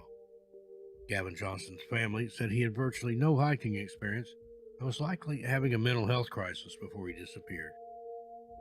His remains were eventually found south of Stevens Pass in the Alpine Lakes Wilderness area, which is in the Central Cascades of Washington state. Gavin had called his father, Marvin, saying he wanted to go into the forest to pray and become closer with God. The weekend before he went missing, Johnson told his parents he had been talking with Jesus, and he wanted to quit his new job and be homeless, according to his stepmother, Deborah Johnson. A forest official later confirmed that he spoke with Johnson sometime in October of 2018 in Skykomish. That was the last confirmed sighting. Gavin was a devout Catholic who attended daily Mass several times a week at Our Lady Perpetual Help Church in Everett. When he wasn't at church, he could often be seen at the Safeway on Broadway, where he spent much of his working life. He also had a job at an aerospace parts manufacturer, and in his spare time, he liked to play video games, classical guitar, and spend time with his parents. According to the family, a hiker spotted Johnson's body near the trail by Glacier Lake in a sleeping bag with a rosary in his hand. He was found with a phone, wallet, and gear that he reportedly bought just before leaving. Reportedly, before leaving for the hike, Gavin had sold all his belongings and bought over $1,100 in gear from Cabela's Outdoor Supply. Before heading out, he stopped by the Everett Gospel Missions Men's Shelter to donate some money. Gavin's car was parked on the north side of Stevens Pass, but he said he was going south on the trail. Then a hiker reported possibly seeing Gavin about 75 miles south near the Snoqualmie Pass. Family members spent weeks searching, and search and rescue volunteers also scoured the rugged terrain. The first few days of the search were summer-like, and after that, the temperatures dropped into the 30s and 40s. It began raining and then changed to snow. The ground became very soggy. Marvin said that they bought equipment such as snowshoes to keep up with the weather, but eventually he recalled thinking, "We're not going to find him." Gavin Johnson made it less than 15 miles south from Stevens Pass before coming to a stop. He set up camp away from the trail toward Glacier Lake, such that other hikers might miss him as they walked by, Marvin Johnson, his father, said. Tied to his tent was a note, written on the paper wrapping from a flare. On it, Gavin Johnson explained he had run out of food and would likely die soon. He wrote about what he wanted his funeral arrangements to look like, said Gavin's uncle, Carl Johnson. Also on the note was a date. Gavin's father believes his son was in the wilderness for about 25 days before he passed away. Sad indeed. If you or someone you know needs mental health assistance, please reach out. There are agencies and people out there who can help that truly care. Hello, friends, and welcome to Strange Stories of the Alaskan Triangle. I think you would all agree with me that there are certain areas of the planet that seem to be magnets for missing persons and mysterious disappearances. Vast, untouched wildernesses of sprawling forest, icy mountain peaks, and desolate tundra in Alaska, known as the Alaskan Triangle, has been at the center of over 16,000 disappearances since 1988. What is going on in this remote, unexplored wilderness that causes so many people to disappear without a trace? Is there a scientific explanation for why so many people go missing? Or is something more sinister happening? Now, a little bit about Alaska. Alaska is a vast desert almost of isolation and beauty, known for its towering mountains, rich oil fields, and extreme fishing in the Bering Sea. Among the vast untouched wilderness of sprawling forest, icy mountain peaks, and desolate tundra are the unexplained stories of over 16,000 disappearances. In any given year, Anywhere from 500 to 2,000 people go missing in Alaska, never to be seen again. Authorities conduct hundreds of rescue missions, but most often return without finding the missing person or any evidence at all. Accidental injuries are the third highest cause of death in Alaska, twice the national incidence rate. That statistic comes from the Alaska Division of Public Health. In addition to car accidents, this category of fatalities can also include people falling down mountains or slipping into the spaces between glaciers, also known as crevices. Of those accidental deaths, drowning is the third highest cause. Many times, the cold temperatures cause bodies to sink to the bottom of the water rather than float to the top, adding yet another challenge to finding missing people. Now, what exactly is the Alaskan Triangle? The Alaskan Triangle, first named in 1972, connects the state's largest city of Anchorage in the south to Juneau in the southeast panhandle to Barrow, a small town on the state's north coast. Roughly 1 in every 250 people that have vanished in Alaska did so in the Alaskan Triangle, and since 1988, there have been over 16,000 disappearances in this so-called triangle. Statistically, Alaska has more annual missing persons reports than anywhere else in the country, twice the national average. It also has the highest number of missing people who are never found. In 2007, for example, 2,833 people were reported missing, and when compared to the state's comparatively low population of around 670,000 at the time, that equates to about 4 in every 1,000 people, a staggering amount. Along with missing persons reports, state troopers oversee search and rescue operations. In 2007, they performed 42 missions related to overdue hikers, 85 related to overdue boaters, and 100 related to overdue snow machine operators who were temporarily missing. Those facts come from the Alaska Governor's Office. The Civil Air Service also assists with search and rescue missions, and Alaska's branch received the most state funding and saved the most lives in 2006 out of all other state branches. Now, let's delve into some of the more infamous disappearances from the Alaskan Triangle. First, the disappearance of House Majority Leader Hale Boggs and Representative Nick Begich. In 1972, two prominent politicians, House Majority Leader Hale Boggs and Representative Nick Begich, along with aide Russell Brown and Bush pilot Don Jones, mysteriously vanished in the region while on their way back from Anchorage to Juneau while flying in their Cessna 310 aircraft. An intense search lasted for 39 days, including 400 aircraft, an SR-71 Blackbird, dozens of boats, including 12 from the Coast Guard. The search area covered over 32,000 square miles, an area about the size of the state of South Carolina. No evidence of the plane was ever found, and the men were eventually declared dead. At the time, there were theories claiming the disappearance was orchestrated or covered up by then FBI Director J. Edgar Hoover in response to intense political struggles he had with Boggs. To this day, no trace of the plane or the men has ever been found. Next, 1986 UFO incident. In 1986, a Japanese plane was flying from Iceland to Anchorage when it came across 3 UFOs. The 3 unidentified flying objects followed the airliner for approximately 400 miles through the Alaska Triangle. The 3 unidentified flying objects followed the airliner for approximately 400 miles through the Alaskan Triangle. One of the objects was said to be twice the size of an aircraft carrier.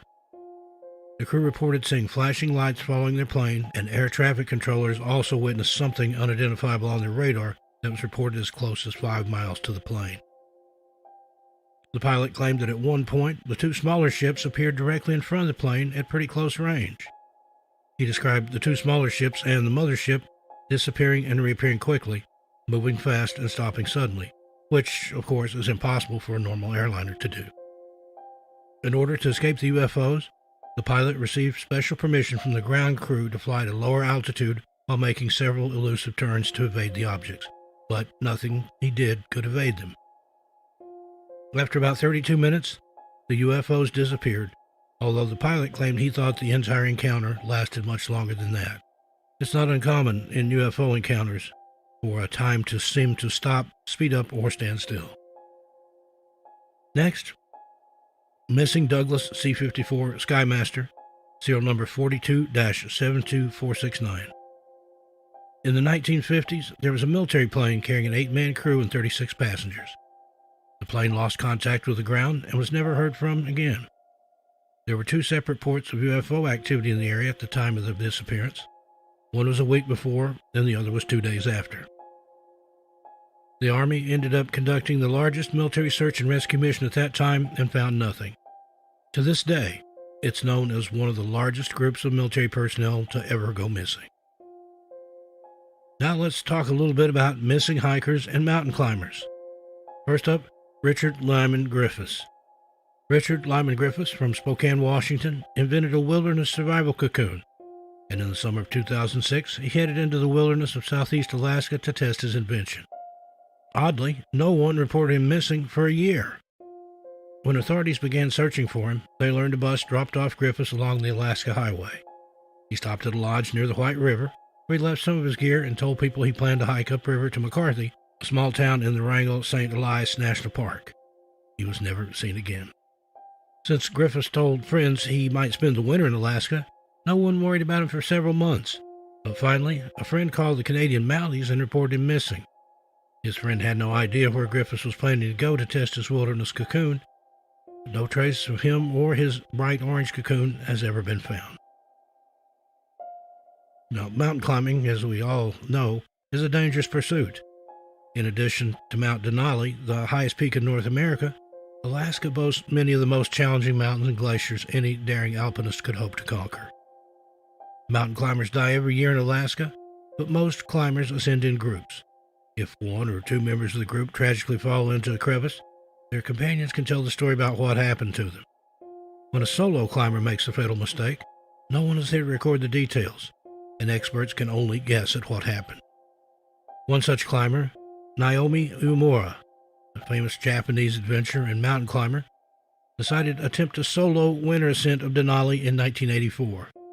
Uemura had already successfully summited Denali on his own when he wanted to try a more challenging climb in the winter. He made it to the top on February 13, 1984, but something happened on his descent and he never returned to base camp.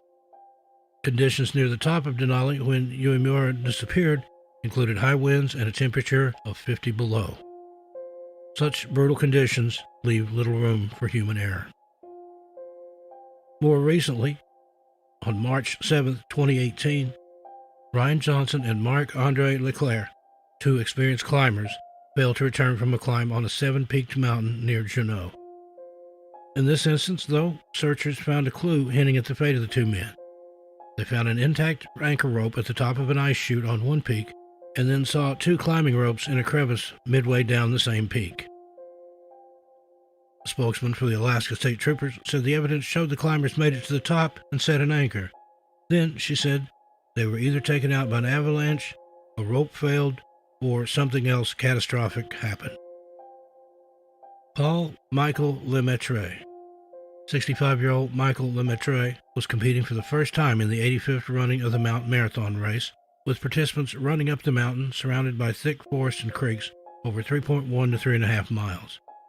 Starting in downtown Seward, racers run a half mile to the bottom of Mount Marathon, then scramble about 2,900 vertical feet straight up cliffs and mud and shale before getting to Race Point, an artificial summit. Then participants go downhill over snowfields and rock fields, waterfalls and crags until they reach the finish line back on the streets of Seward. Tom Walsh, a race steward, saw Michael ascending to the turnaround point with about 200 feet to go. At this point, the area was getting foggy and cold, but Walsh saw no reason to be concerned about the condition of the runner. Walsh asked Lemaitre for his bib number, and he replied 548. And as he descended back towards the town, he texted race officials bib number 548 would be home in about an hour and a half. Unfortunately, that was the last time Michael was ever seen. Mountain rescue experts, firemen, state troopers, search dogs, and Michael's family spent thousands of combined hours searching the area without a single clue ever being found. And even after the official search was called off, volunteers continued to search the mountain, but to no avail. Now, what are some of the reasons that people think the Alaskan Triangle exists? One of the most common is the severe weather and harsh landscape.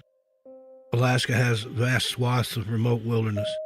Over half of the entire nation's federally designated wilderness, recognized by the Wilderness Act passed in 1964, around 57 million acres of it are in Alaska, with even more that is not specifically designated as protected land, and much of this land is nearly completely untouched by humans. This harsh landscape is full of all manner of perils, including unforgiving weather, hazardous terrain, dangerous wild animals, and harrowing geological dangers, with Alaska being the home of around 100 active volcanoes. Considering this massive amount of rugged wilderness, which riddled with countless potential hazards, and the fact that many tourists come here to camp and hike are unprepared, it's perhaps no surprise that a good amount of people may become lost in the middle of nowhere, encounter some danger that incapacitates them and prevents them from getting back to civilization, or just simply killed by wild animals or the elements. Due to its reputation, parts of Alaska can get pretty toasty during the summer. Much of the state recently endured a stretch of temperatures you'd more commonly see in Minnesota than in Alaska. Fairbanks, a city that's geographically planted just right of center in the state's otherwise unpopulated wilderness, recorded 2 high temperatures of 88 degrees Fahrenheit earlier this month. The city has recorded highs of 80 degrees or warmer 10 times since June 1st. Average highs in Fairbanks range from the upper 60s in June to the mid-70s in July, normally. This month also saw the all-time record warmest temperature ever recorded so close to the Arctic Ocean, with a small town in far northern Alaska reached a daytime high of 84 Fahrenheit. Since warm, unstable air is the fuel that feeds a thunderstorm, talking about the warmth in Alaska helps us understand how common severe thunderstorms can be there. The state is no stranger to thunderstorms. During the heat wave earlier in the month, lightning monitors detected tens of thousands of lightning strikes across the state during the 2-week period. Cold weather, of course, happens too. Fairbanks dropped to 50 below zero for the first time in 5 years recently, with Anchorage climatologist Brian Brettschneider saying, triggering spooky ice fog across the city. Ice fog occurs when tiny ice particles are suspended in the air when temperatures fall lower than about 22 below zero. Now, is it possible that there are aliens in Alaska and within this triangle? According to the National UFO Reporting Center, since 1998, there have been over 560 reported UFO sightings in Alaska, with the majority of the sightings being in, you guessed it, the Alaskan Triangle. There are claims of a large alien base in Alaska. In his 1997 book, Remote Viewers, Jim Schnabel told the story of the U.S. intelligence community's involvement in the controversial issue of psychic spying that largely began in the early to mid-70s. Commenting on the skills of a talented remote viewer in relation to matters of UFO nature, one Pat Price, Schnabel noted Price was of the opinion that Alaska's Mount Hayes, the jewel of a glacial range northeast of Anchorage, housed one of the aliens' largest bases. According to Pat Price, the aliens that live deep inside Mount Hayes are very good-looking, differing only in their heart, lungs, blood, and eyes. Ominously, he added that the aliens use thought transfer for motor control of us. Price added, the site has also been responsible for strange activity and malfunction of U.S. and Soviet space objects. Rather notably, despite the controversial nature of this story, we find that the U.S. military took a great deal of interest in tales of UFO activity in Alaska in the formative years of the subject. For example, formerly classified FBI files tell of startling encounters with UFOs in Alaska in the period from 1947 to 1950. It was in August of 47 that a highly impressive account of UFO incident involving 2 serving members of the military was supplied to the FBI at Anchorage. The report began, this is to advise that 2 Army officers reported to the Office of the Director of Intelligence Headquarters, Alaskan Department, at Fort Richardson, Alaska, that they had witnessed an object passing through the air at a tremendous rate of speed, which could not be judged as 2 miles per hour. According to the official report, the UFO was initially sighted by only one of the 2 officers, but he soon alerted his colleague to the strange sight. The object appeared to be shaped like a sphere and did not give the impression of being saucer-like or comparable to a disc. The first officer stated that it would be impossible to give minute details concerning the object, but that it appeared to be approximately 2 or 3 feet in diameter and did not leave any vapor trail in the sky. Being the experienced officer that he was, in his first attempt to gauge the altitude of the object and from a comparison with cloud formations in the area, he determined that whatever the nature of the mystery sphere, it was cruising at a height of more than 10,000 feet. And it should be noted that to be at such a height and still be visible, in all probability, the UFO must have exceeded by a wide margin his initial size estimate of 2 or 3 feet. When questioned, the second officer gave a substantially similar account, the only marked difference being that, in his opinion, he considered the object to have been approximately 10 feet in diameter and compared it to half the size of a full moon on an ordinary night. This discrepancy in size was apparently due to the fact that the second officer believed the UFO was more likely to have been at a height of 3,000 to 4,000 feet, rather than at an altitude of 10,000 feet, as had been suggested by his colleague. The difference of opinion over the altitude and size of the object may or may not have been of significance. The important factor, however, was that both officers agreed that some type of anomalous object had most definitely been spotted. And, as the report concluded, the second officer pointed out that one of the remarkable features of this report was that it was definitely traveling against the wind.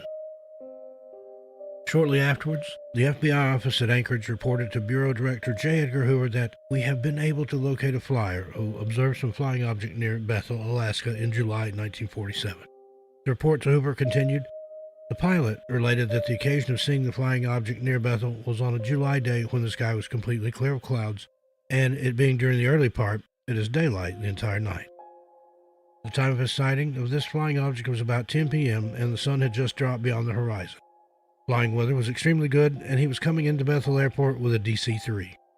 On approaching the airport, the pilot was amazed to see to his left an unidentified craft the size of a C-54 without any fuselage, he says, which seemed to resemble a flying wing. As a result of its unique shape, the pilot was initially unable to determine whether the object was heading towards his aircraft or away from it, and elected to make a 45-degree turn in an attempt to defuse any possible chance of collision. The FBI had noted that the pilot was certain that the craft was free of any external power source, such as a propeller-driven engine, and exhibited no exhaust as it flew by. The document adds, he called on his radio to the Civil Aeronautics Administration station at Bethel, asking what aircraft was in the vicinity, and they had no reports of any. The object he sighted was some 5 or 10 miles from the airport before his arrival, and he stated that the path did not go directly across the airport. He, of course, could not tell where the object was making any noise, and stated that it was flying at 1,000-foot altitude and estimated travel in excess of 300 miles per hour. It was traveling in the direction from Bethel to Nome, which is a northwesterly direction. He noted no radio interference and is unable to describe the color other than it appeared dark but of definite shape and did not blend into the sky but had a definite, concise outline. He clearly observed the object at this time. As the 1940s drew to a close and a new decade dawned, the FBI continued to receive and log high-quality UFO reports on a regular basis. Of those, one of the more credible related to a noteworthy series of encounters that occurred in Alaskan airspace over the course of 2 days in early 1950. Forwarded to the FBI by an official U.S. Navy source, the confidential 3-page intelligence report paints a startling picture of multiple UFO encounters involving the military.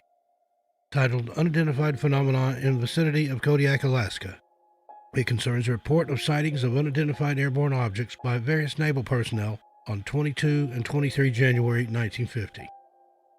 The author of the report noted at 22-0240W, January, Lieutenant Smith, USN, Patrol Plane Commander of P2V3 No. 4 of Patrol Squadron 1, reported an unidentified radar contact 20 miles north of the Naval Air Station, Kodiak, Alaska. When this contact was first made, Lieutenant Smith was flying the Kodiak Security Patrol.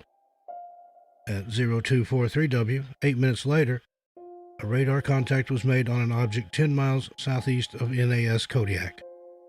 Lieutenant Smith checked in with the control tower to determine known traffic in the area and was informed that there was none. During this period, the radar operator, Gasky, ALC, USN, reported intermittent radar interference of a type never before experienced. Contact was lost at this time, but intermittent interference continued. Now, Smith and Gasky were not the only two to report that unidentified vehicles had intruded into Alaskan airspace. At the time of these encounters, the USS Tilbrook was anchored in the vicinity of Buoy 19 in the nearby Manship Canal. On board the Tilbrook was a seaman named Morgan, first name unknown, who was standing watch. At some point between 0200 and 0300 hours, Morgan reported that a very fast-moving red light, which appeared to be of exhaust nature, seemed to come from the southeast, moved clockwise in a large circle in the direction of and around Kodiak, and returned out in a generally southeast direction. Perhaps not believing what he was seeing, Morgan alerted one of his shipmates, Carver, to the strange spectacle, and both watched as the UFO made a return flight. According to the testimony of both Morgan and Carver, the object was in sight for an estimated 30 seconds.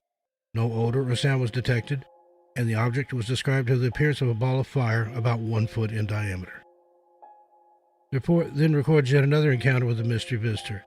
At 2:20-440W, conducting routine Kodiak security patrol, Lieutenant Smith reported a visual sighting of an unidentified airborne object at a range of 5 miles on the starboard bow. This object showed indications of great speed on the radar scope. The trailing edge of the blip gave a tail-like indication. Lieutenant Smith quickly advised the rest of the crew of the PV-23 number 24 that the UFO was in sight, and all watched fascinated as the strange vehicle soared overhead at a speed estimated to have been around 1,800 miles per hour. Smith climbed to intercept the UFO and vainly tried to circle it.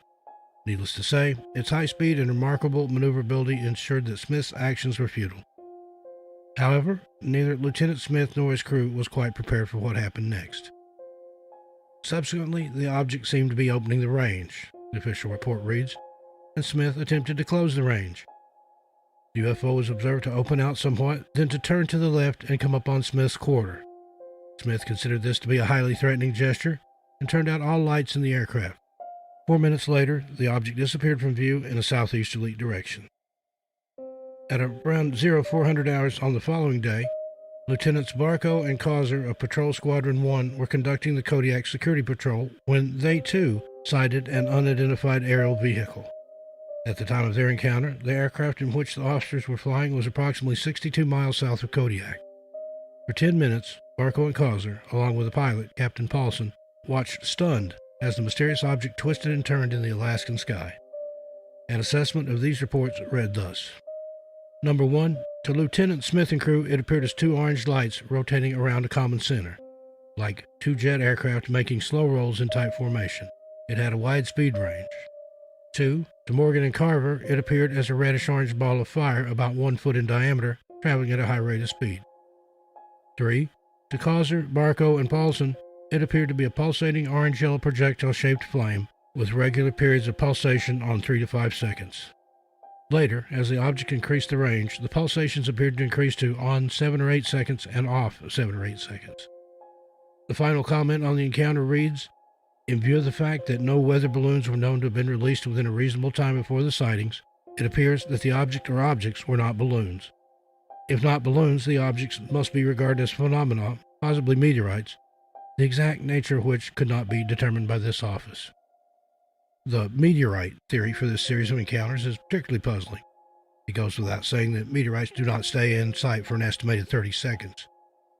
Meteorites do not close in on military aircraft in what is deemed to be a highly threatening gesture, and they do not appear as 2 orange lights rotating about a common center. In other words, it seems safe to conclude that genuinely anomalous phenomena were indeed witnessed by experienced military personnel at Kodiak, Alaska in January of 1950. Now, does any of this prove that there really is an alien base deep within Alaska's Mount Hayes, as Pat Price suggests? No, of course not. But in view of all the above, perhaps it's time to take a closer look at Price's claims, just in case. Now, in regards to Bigfoot, with the huge amounts of forests and uncharted wilderness, Alaska is certainly a perfect location for Bigfoot, also known as Sasquatch, to hide out. There are numerous reports of Bigfoot sightings throughout the entire state. Some reports include evidence of nesting sites, a possible Bigfoot skeleton, and unidentified hair samples. Some witnesses have even reported seeing a swimming Sasquatch during their encounters. Some villages have even relocated as a result of terrifying encounters with Bigfoot, which is surprising because the common understanding is that the creature prefers isolated areas and is in general quite peaceful. Peterson.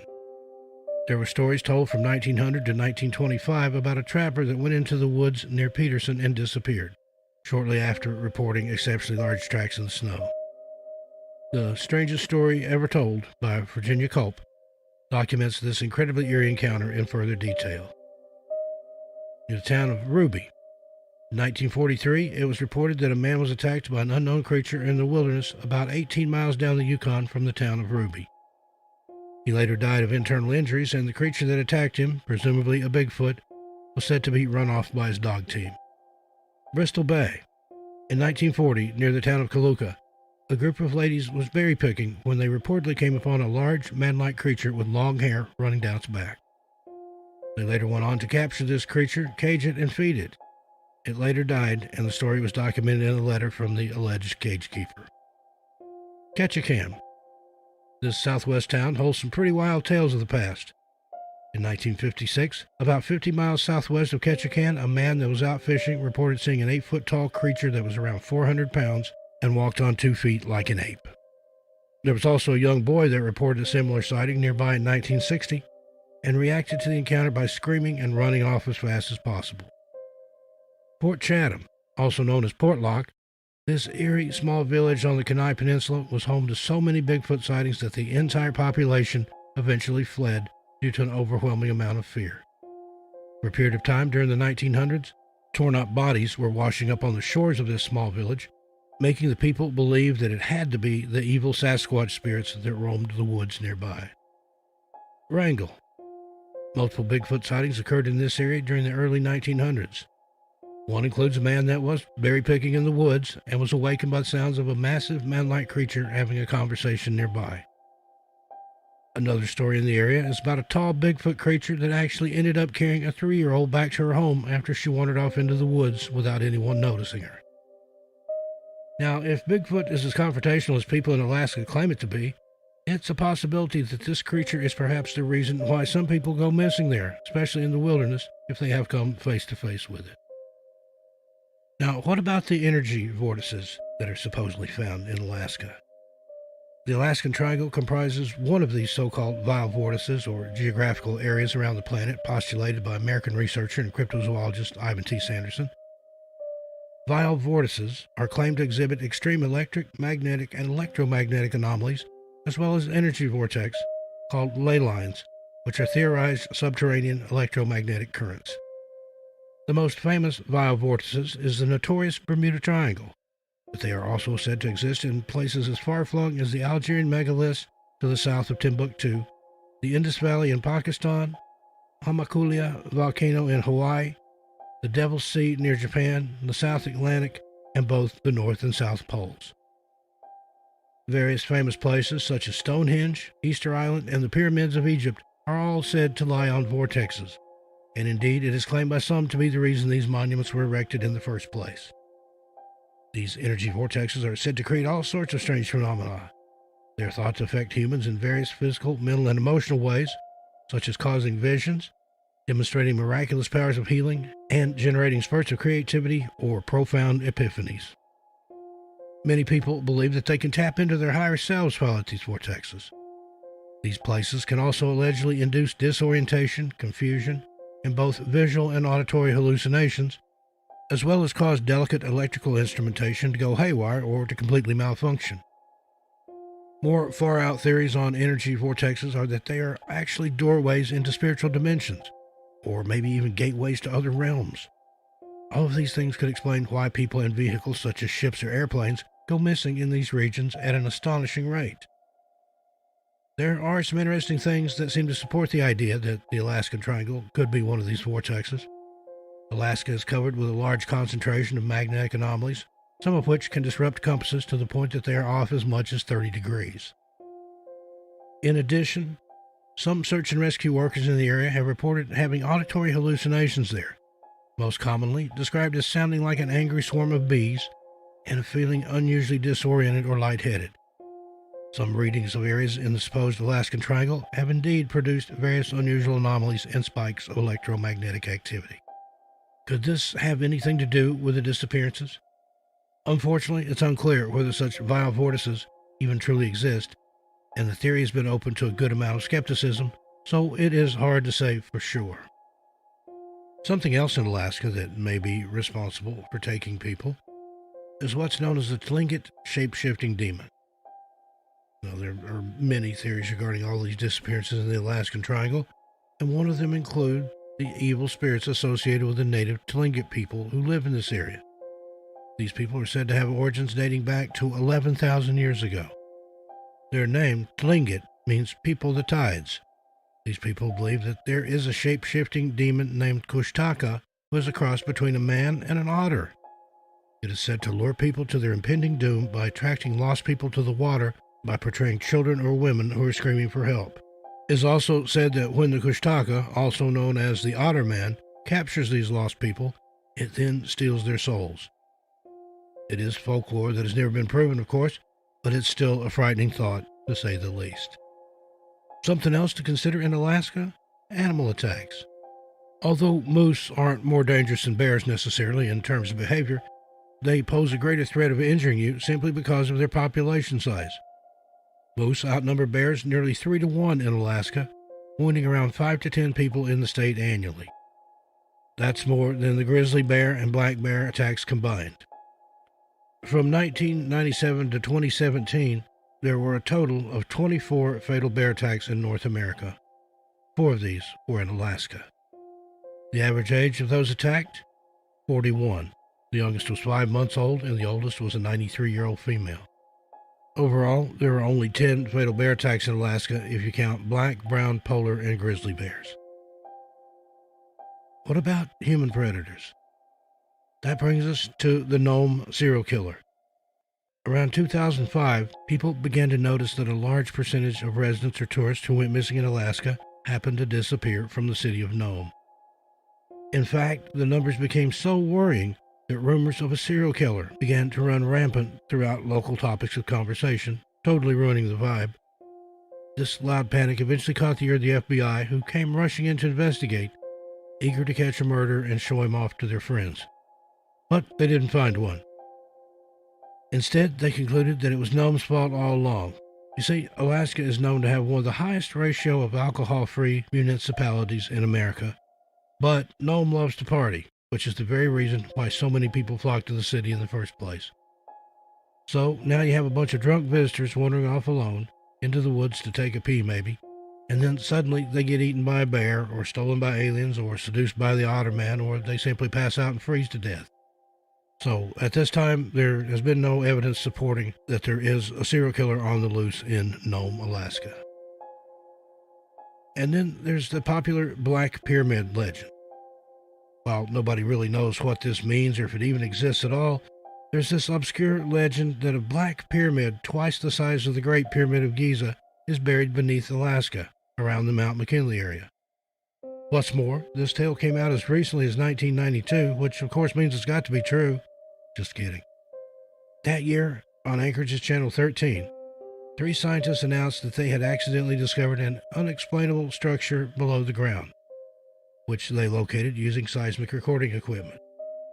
According to Douglas A. Muchler, geologists had used the detonation to undertake a seismographic study of the Earth's crust, only to find a pyramid structure larger than Cheops underground, somewhere west of Mount McKinley. Muchler recalls that the local NBC affiliates ran a story announcing the structure's discovery about 6 months after the detonation, but when he attempted to follow up with the station to get a copy of the story, evidently not part of his duties at Fort Richardson, they denied that the story had ever run and asserted that they certainly didn't have a copy to provide. Muchler then called relatives to track down copies of the story that had run on other stations, but apparently none had. The discovery only appeared on Anchorage's Channel 13. Muchler even wrote a letter to noted investigator of paranormal things Linda Moulton Howe, asking her about the pyramid under Alaska. The letter was as follows. My name is Douglas A. Muchler, CW2, USA, retired, and during my service tour in Alaska, I was informed of a pyramid under this land. There's other information concerning this that came to my attention after it was reported to us in 1992. I've tried to pass this info to others, but have not heard any response to my information. I assure you that I'm telling you the truth about this, and I think this is being kept quiet by our government, as the news was buried the very next day after it was brought to my attention. If you can help me get this info out to you, please call me so I can talk to you about this. He gives his phone number. The whole story is pretty interesting, and this can be verified with your contacts. I'm assured of that, as I do not have them and came up with 0 from the news people there. I'll tell you the whole story if you're interested. I've only contacted a couple of people, but have not heard back from any of them. I'm wondering if my emails are getting through at all, or if this is an old story that has no interest to reporters. Thank you for your time in this matter. Douglas A. Muchler. Now, since this finding, more and more retired anonymous military men have come forward, conveniently refusing to speak to anyone but famed investigator Linda Moulton Howe, telling her the secret story of some guarded black pyramid. In July of 2012, Linda Moulton Howe herself added to the mystery on late-night radio talk show Coast to Coast AM. That evening, Moulton Howe broadcast a pre-recorded interview with Doug Muchler, a retired U.S. Army counterintelligence warrant officer, she says, who provided many of the initial facts about the pyramid and first alleged the site's current connection with the U.S. military. From what we've heard, it's reported to be an architectural construction built by an ancient civilization, but with the power to generate enough electricity to supply not only all of Alaska, but most probably much of Canada as well. Some have even further speculated that this pyramid was built by Linda Moulton Howe herself in her mind to generate book sales. Hello, friends. In this episode, we're doing something just a little bit different. While our main focus will always be missing persons cases, this video will delve into the mysteries side of the channel name. Now, while researching and writing this episode, I was a little bit hesitant at first to recount some of the bizarre stories being found. However, after giving it some careful consideration in the broader scope of things, I realized that in a world where people can literally turn a corner on a mountain trail and seemingly disappear from the face of the earth while leaving absolutely no trace in the process. And we have covered disappearances from Mount Shasta in previous videos. Well, then maybe some of these stories and legends aren't as far-fetched as first perceived. With that said, let's begin, shall we? Mount Shasta. Very few places in the United States are as completely steeped in mystery and the supernatural as Mount Shasta. Located in Northern California, only about an hour from the Oregon border, this semi-dormant volcano and the surrounding area are, according to legend, home to spirits, gods, Bigfoot, aliens, fairies, robots, ascended masters, Lemurians, occultists, underground bases, secret tunnels, and other strange entities and features. Rising to a height of 14,162 feet, Mount Shasta is an imposing figure set against a backdrop of stunning wilderness. Rugged outcrops, scenic vistas, mountain streams, waterfalls, lakes, glaciers, and caverns of various size. It truly is one of the most impressive mountains in the United States. And even though the last volcanic activity was way back in 1786, it's still currently considered active by the USGS. But aside from the beauty and natural grandeur, Mount Shasta has an ominous aura about it. The mountain does hold some dark secrets. Many consider it a place of portals to strange realms of the unexplained. The indigenous people of the area revered Mount Shasta as a magical and supernatural place many, many decades before the white man arrived in Northern California. One popular Shasta legend claims that before there were humans on the planet, the chief of the great sky spirits grew tired of his icy home in the above world. He used a stone to make a hole in the sky and shoved ice and snow into the hole. The resulting mound was what came to be known as Mount Shasta. Next, the chief of the sky climbed down onto Mount Shasta, and seeing it was barren, he chose to place trees there. When he walked through the snow, it melted and formed streams and rivers. As the leaves began to fall from the trees, the sky chief used his breath to turn them into birds. The chief of the great sky spirits was so pleased with Mount Shasta that he chose to make it home for his family. Not missing the cold from the above world, the sky chief made a hole in the middle of the mountain and placed a fire inside it to keep his family warm. When he placed logs into the fire, the mountain would shake and emit sparks and spew fire. Although it's unknown as to exactly how Mount Shasta was named, one popular explanation states that the name comes from the Russian language. Supposedly, settlers from Russia who lived in coastal California were able to see the summit of Mount Shasta off in the distance. They referred to it as Shastal, which means white or pure in their language. This eventually came to be pronounced and shortened to just Mount Shasta. Others claim that one of the local tribes of the indigenous peoples in the area, known as the Shastika, loved and hunted on the mountain, and it came to be named after them. Regardless of how it got to be named, nowadays Mount Shasta is a well-known and popular destination for snow skiers, hikers, hunters, anglers, spelunkers, and many others who love rugged outdoor activities. Mount Shasta is also a popular destination for New Agers and other seekers wishing to bask in the vibe of the mountain. Currently, Shasta is home to a huge amount of day spas, retreats, a Buddhist monastery, as well as a plethora of New Age consultants, Zen instructors, and those claiming to be ambassadors to space aliens and ascended masters. In fact, there is so much strangeness on the mountain, one is almost assured to have some sort of weird experience when visiting Shasta. Paranormal investigators state that the most unusual encounters usually happen when you least expect it and are far away from other people. Shaman, New Age seekers, and those trying to contact the mothership may inadvertently disturb the energies on the mountain and cause truly paranormal events to become hidden away, according to some. Nevertheless, there's been more than enough bizarre happenings in the area to suggest that there are strange powers at work here. In the lore of the Native Americans familiar with Shasta, the terms for ghost, soul, and life are very similar.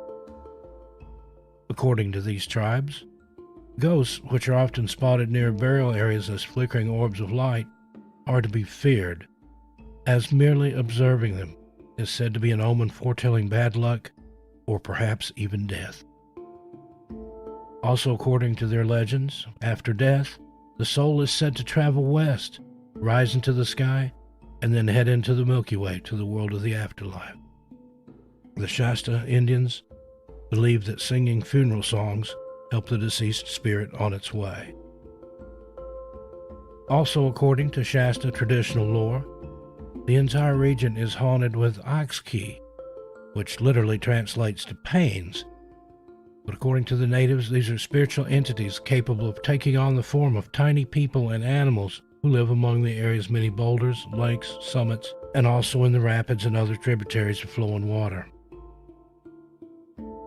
The indigenous Shasta peoples consider the Akski to be the cause of all illness, bad luck, and death, and also have the ability to jump into the bodies of unsuspecting victims. According to legend, only a true shaman can exorcise away these demonic entities. In more recent and typical ghost lore, parts of Interstate 5 that run nearby the mountain are reportedly haunted by various unidentified ghosts, possibly the victims of car accidents. Or they may be tulpas or thought forms, brought about by the indigenous people of the area. Some tribes believe that talking about or merely even thinking of certain dark entities can draw them out and cause them to take form. The ruins of Old Shasta Town from the 1800s lie just south of Mount Shasta and west of Redding, California, which at one time was the county seat. The Old Town area is home to several reported ghosts, especially in the old courthouse, which claim that at night the sounds of criminal trials can still be heard, and in the Gallows Park at the back of the courthouse, where those found guilty were hung and still linger to this day. A Pioneer Babies burial spot on nearby old Highway 99, which at one time was a stagecoach road through the area, is claimed to be haunted by a particularly evil and malevolent entity.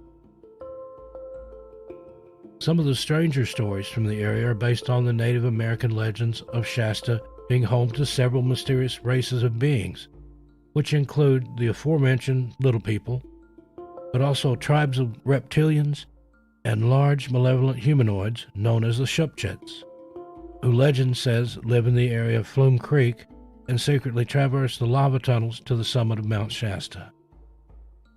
The early white settlers in the area also told of the tunnel-traveling giants, referring to them as the Lemurians. The concept of Lemuria originally began as a rumored lost continent in the Indian Ocean from a somewhat scientific theory which explained how lemurs were able to migrate to India from Madagascar. Some folks, however, occultists and New Agers in particular, considered Lemuria as a lost continent which was home to an advanced race, the Lemurians, who were the supposed ancestors of the legendary Atlanteans of the other well-known lost continent of Atlantis. Legends state that the Lemurians are giant, human-appearing beings who bore some form of appendage on their massive forehead, which provided them with psychic powers. The story of the Lemurians on Mount Shasta mainly comes from a bizarre book called A Dweller on Two Planets, or The Dividing of the Way, which was written in the 1880s by cultist Frederick Spencer Oliver. Among other things, Oliver claimed that a secret city glittering with jewels was located inside of Mount Shasta, and he further established a connection between it and Lemuria. His writings were popular at the time, and his fantastical ideas of Mount Shasta and Lemuria were referenced and retold in many news articles and other books of that era. Along these lines of legend, there are also stories of a secret society which lives in the secret city deep inside Mount Shasta. The secret society is known as the Great White Brotherhood. Now, that's not because of the color of their skin, but rather the brilliant white light that often surrounds these beings, who also wear spotless white robes. They are said to be a fraternity of spiritually advanced beings, or ascended masters, who are drawn to Mount Shasta due to the energy found on its peak. The Brotherhood allegedly live inside of the mountain and travel through tunnels of gold to their hidden temples made of jewels and crystals. Guy W. Ballard, an occultist from Chicago, ventured to Mount Shasta in 1930 to inquire about reports from another occultist, William Paley, regarding a group of holy men called the Brotherhood of Mount Shasta, whom Paley claimed to have observed while traveling on the mountain. Ballard, along with his wife Edna, was extremely curious and ventured to Mount Shasta in hopes of contacting the ascended masters of which Paley wrote. Once, when Ballard was out on a day hike alone, he paused to rest at a clear mountain spring in the McCloud River Valley area. He claims that while resting by the stream, he was approached by a strange young man who appeared out of nowhere and offered him a drink of some creamy, milky liquid. The young stranger told Ballard that the liquid came from what he called the universal supply. Ballard states that when he drank the liquid, it had an immediate electric and clarifying effect on him, making him feel oddly energized and refreshed.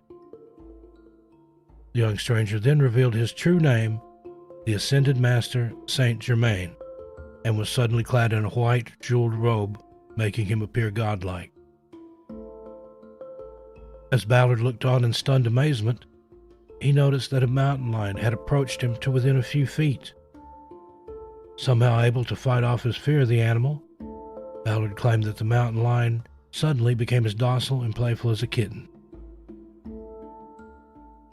At this point, Saint Germain proudly informed Ballard that he had passed the test of courage and gave him 4 small brownish cakes. Ballard ate the cakes and claimed that they further increased the clarity of the liquid he had consumed and aided him in being receptive to the master's teachings. Saint Germain stated that he had searched several continents for someone worthy to learn his instructions regarding the great laws of life, and now Ballard, his wife Edna, and their son Donald were chosen to be his accredited messengers. After a series of meetings with the Ascended Master, Ballard claims he was able to channel Saint Germain's wisdom and plans for implementing the 7th Golden Age, the I Am, which Germain stated would bring about a new age of earthly perfection. Ballard further claimed that through channeling Saint Germain, he was also able to view his own past lives and claimed that he had been George Washington in a previous life. When Ballard returned to Chicago in 1931, he set about putting St. Germain's plans for the New Age of Enlightenment in motion. By 1932, Ballard and his wife Edna had founded the I Am religious sect, the St. Germain Press, and the St. Germain Foundation. Ballard, using the pseudonym Godfrey Ray King, began turning out books, pamphlets, and articles about his new religion. By 1936, Ballard had amassed a large literary collection of several books, compilation of songs and affirmations, as well as a periodical magazine. Ballard had no problem drawing crowds who came to listen to he and Edna channel St. Germain's teaching, and soon schools and reading rooms began to spring up, and by 1938, the sect had almost 3 million devotees. Skeptics claimed that the new religion was nothing but old, recycled cult practices, and when Guy died in 1939, although his wife Edna claimed that he had not passed on but rather ascended, many of the devoted became disillusioned with Ballard's rather ordinary departure from this plane and stopped attending the meetings. After recovering from alleged mail fraud charges, the I Am movement, although now considerably smaller, survives until this day.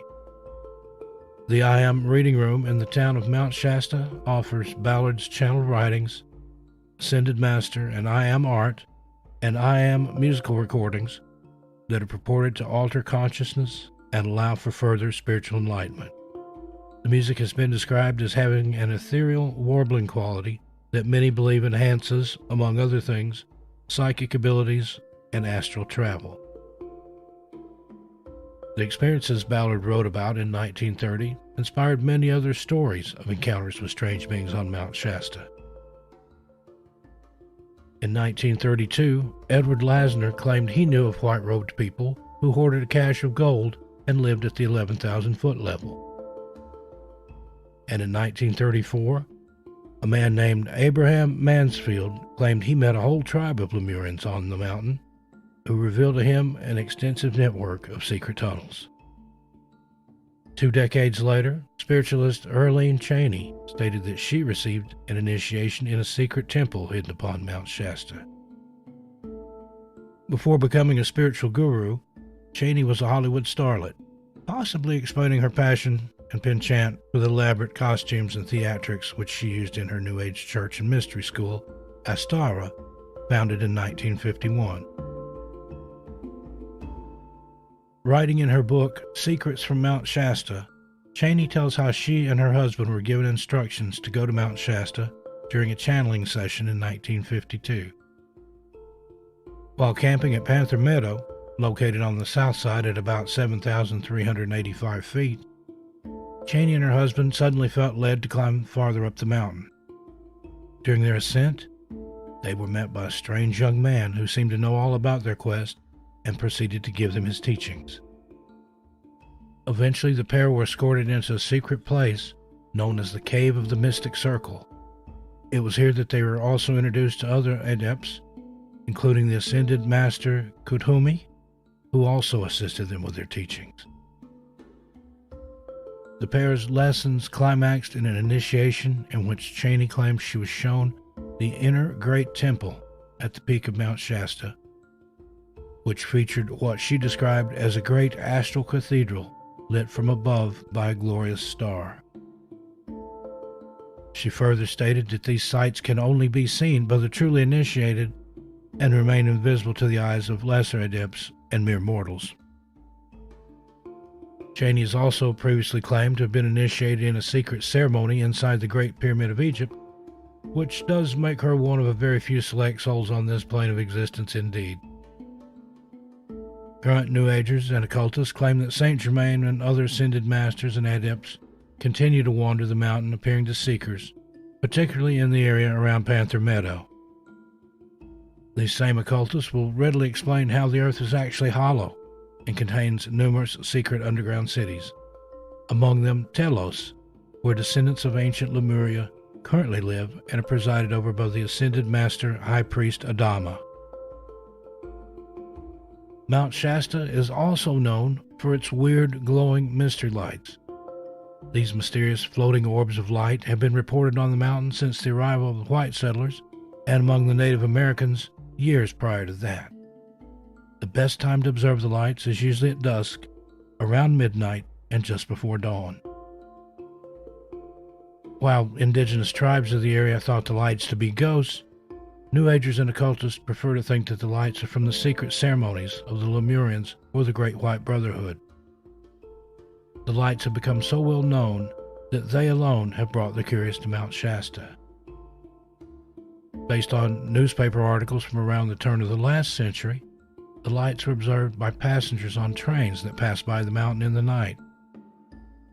The mysterious lights continue to be reported today, and many people have come to associate them with UFO activity that occurs frequently on the mountain. If you would like to perhaps catch a glimpse of these lights without traveling to Mount Shasta, there are live webcams available online which offer 24-hour-day streams of the mountain's peak. There are literally thousands of lava tube caves known to exist on and nearby Mount Shasta. The strangest one is Pluto Cave, which was thought to have been created by a basaltic lava flow almost 200,000 years ago. The tunnel-like cave was sacred to the indigenous tribes of Shasta and was rediscovered by white settlers during the mid-1800s. As it's very foreboding and eerie, it takes its name from the Roman god of the underworld, Pluto. In addition to being called Pluto Cave, it's also known to the locals as Pluto's Cave and Pluto Caves. The cave has garnered quite a reputation in supernatural and occult circles as a place to find extraterrestrials or various entities from the spirit realm that live deep inside the mountain. Recent explorers have reported coming across evidence of sacrificial fires and objects from rituals left behind in the cave by those who have held secret ceremonies and vigils for paranormal or occult purposes. Stories abound of people going insane after spending the night in the cave tube, where they were allegedly confronted by unspeakable horrors. While these tales may be the stuff of wild campfire stories or urban legends, those who have visited the cave do find it frightening and eerie nonetheless. Another strange area located near Mount Shasta is Burney Falls, an amazing natural wonder that pours 129 feet down into Burney Creek in the MacArthur Burney Falls State Memorial Park. President Theodore Roosevelt once remarked that this amazing waterfall should be considered the eighth wonder of the world. There are persistent stories of fairies or fae folk who appear in the mist, or just in the edge of the vision of those who gaze out over the falls. Perhaps these fairies are actually the little people described in Native American legends from around Mount Shasta. It's also stated that these little people will only appear to those who are honestly seeking them for spiritual enlightenment and not just for a paranormal thrill. Burney Falls is located approximately 6 miles north of the junction of Highways 299 and 89 on Highway 229. Fairy sightings have also been reported near the area around McCloud Falls, which is made up of 3 amazing falls flowing into the McCloud River. While the lower and upper falls can easily be accessed by vehicles, the middle falls, reportedly the most haunted, is accessible only on foot. Not surprisingly, the middle of the 3 falls is also claimed to be the best spot for fairy sightings. McCloud Falls is located on Highway 89, approximately 6 miles east of the town of McCloud. Mount Shasta is also considered to be one of the most active hotspots of North America's UFO activity. Those well-versed in extraterrestrials state that Mount Shasta is a prime spot for visiting aliens, and weird lights are often reported hovering near the area at night and have also been spotted disappearing into the mountain. Castle Crags State Park, just south of the town of Dunsmuir, California, along Interstate 5, is also considered to be another active UFO hotspot. The trails in the park lead into strange landscapes of weird, jagged rock formations, and it's the perfect location for encountering anomalous phenomena. While Northern California is full of Bigfoot sightings and encounters, Bigfoot legends seem to be a more modern tale around Mount Shasta.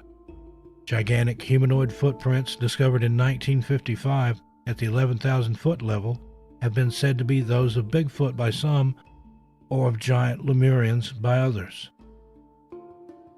One of the oddest reports ever to come out of Mount Shasta was in 1962, when a woman claimed to have watched a female Bigfoot give birth high up on the mountain.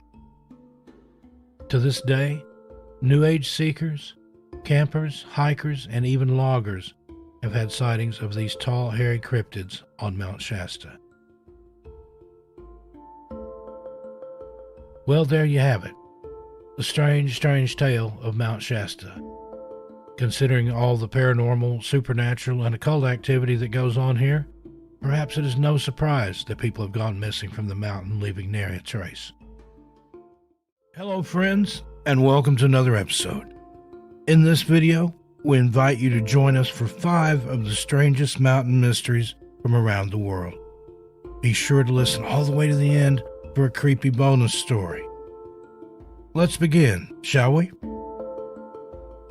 There's just something about the mountains, be it here in the United States or somewhere else on the planet. Perhaps it's the isolation, the solitude, the somewhat overwhelming realization at just how vast and expansive wilderness can be, and how small and vulnerable we are in contrast. These true stories from these strange mountain ranges are guaranteed to give you chills. Number 5, the Superstition Mountains in Tonto National Forest, Arizona. The Superstition Mountains are a mountain range located to the east of Phoenix, Arizona, in the Tonto National Forest. The range of mountains is recognized for its breathtaking canyons and beautiful volcanic peak. Its reputation for being spooky precedes it, oftentimes overshadowing its natural beauty. This comes as no surprise, especially considering that this mountain range is believed to have a pretty odd history, which all centers around an alleged hidden treasure, the fabled Dutchman's Mine. A treasure which is responsible for the disappearance and deaths of those who have gone searching for it. Some mysteriously disappear without a trace, while others die in an equally strange fashion. One such person is Adolf Ruth, a person who had a long-standing obsession for locating the fabled Lost Dutchman Mine. He elected to head into the mountain and search for the treasure. However, within a few days, he vanished, never to be seen alive or heard from again. While rescuers found a strange note he had written stating, "P.S. Have found the Lost Dutchman," when his body was found in 1932, things got even more strange. His skull was discovered with a hole made by what Arizona Central reports to be an Army-style .44 caliber revolver. There has been much speculation as to who killed him and why, but no conclusions have been drawn. Then, as recently as 2010, Phoenix News-Times covered the story of Jesse Campen, a 35-year-old man from Denver, Colorado, who vanished in the Superstition Mountains while hunting for the famous treasure. Initially, there were next to no clues which could have identified him. Denver Post reported that his remains were found, quote, wedged in an inaccessible crevice, end quote. Still, even though his body was found, his death remains a mystery. Some believe that he perhaps fell to his death, but once again, this is not conclusive. Despite all the uncertainty surrounding the history of the Superstition Mountains and some of the inexplicable occurrences which have happened there, people generally agree on one thing. Mysterious, eerie, and strange are all descriptions which adequately describe the Superstition Mountains. Time will tell whether any of its great mysteries are ever solved. Number 4. Mysterious Black Mountain National Park in Queensland, Australia. Black Mountain National Park is located in Queensland, Australia. The mountain is famous for strange occurrences such as disappearances, unidentified creatures roaming the mountain at night, and shadowy figures. The most reported one is the ghost of a medicine man standing on the boulders that cover the surface. Stories are told of herdsmen missing with entire herds of cattle, plane compasses disrupted when passing over, and unsuspecting travelers dragged into the mountain by spectral hands. It is also said that animals are often afraid to go near the mountain, with some halting and some attempting to turn around. While this may be caused by the distinctive smell of the mountains, others think that the animals can sense an evil presence and try to stay away. There are also tales of carnivorous mountain chambers that digest anything that wanders into the wrong cave. A large number of locals suspect that the mountain has huge underground caverns that host an alien civilization that built the mountain. This is widely speculated due to the mountain's slightly artificial appearance. Like so many others, this mountain harbors an array of unexplained mysteries, most of which will likely never be solved. However, it may be best not to know the answers, as the truth may be too dark to handle. Number 3. The Valley of Headless Men in Nahanni National Park, Canada. Nahanni National Park, part of the Mackenzie Mountains region in Canada, has become known as the Valley of Headless Men, and with good reason. For thousands of years, the region was said to be evil, with many tribes refusing to settle there. The ones who did told of mysterious creatures inhabiting the vast forests and restless spirits stalking the area. However, the greatest danger is said to be the violent Naha tribe of the mountains. The tribe allegedly consists of deadly warriors who wear masks and armor larger than normal men. These fighters wield strange and unidentifiable weapons. They're also notorious for decapitating their victims. In the 19th century, a whole tribe disappeared without a trace, and many attribute their disappearance to the Naha warriors. Another case was the 1908 disappearance of the McLeod brothers, who were searching for gold in the area. They were both found dead, with their heads missing, along a riverbank. There are a great number of other cases of decapitation in the valley. For example, gold miner Martin Jorgensen's skeleton was found without the skull in his burned-down cabin in 1917. More people have simply gone missing, with 44 unexplained disappearances by 1969. A large number of people also claim to have seen strange lights in the sky, or a huge ape-like man walking among the trees. To this day, there is no explanation for the mysterious goings-on in the Nahanni Valley, and answers unlikely in the foreseeable future, as the region is still largely unexplored. Number 2. The Big Gray Man of Ben Macdui in Cairngorms National Park, United Kingdom. The mountain of Ben Macdui in Scotland is allegedly inhabited by a large gray creature that many refer to simply as the Big Gray Man. The first reports of this beast were in 1925, when a member of Cairngorm Club, who were well-known peak climbers, reported his experience at the summit of the mountain.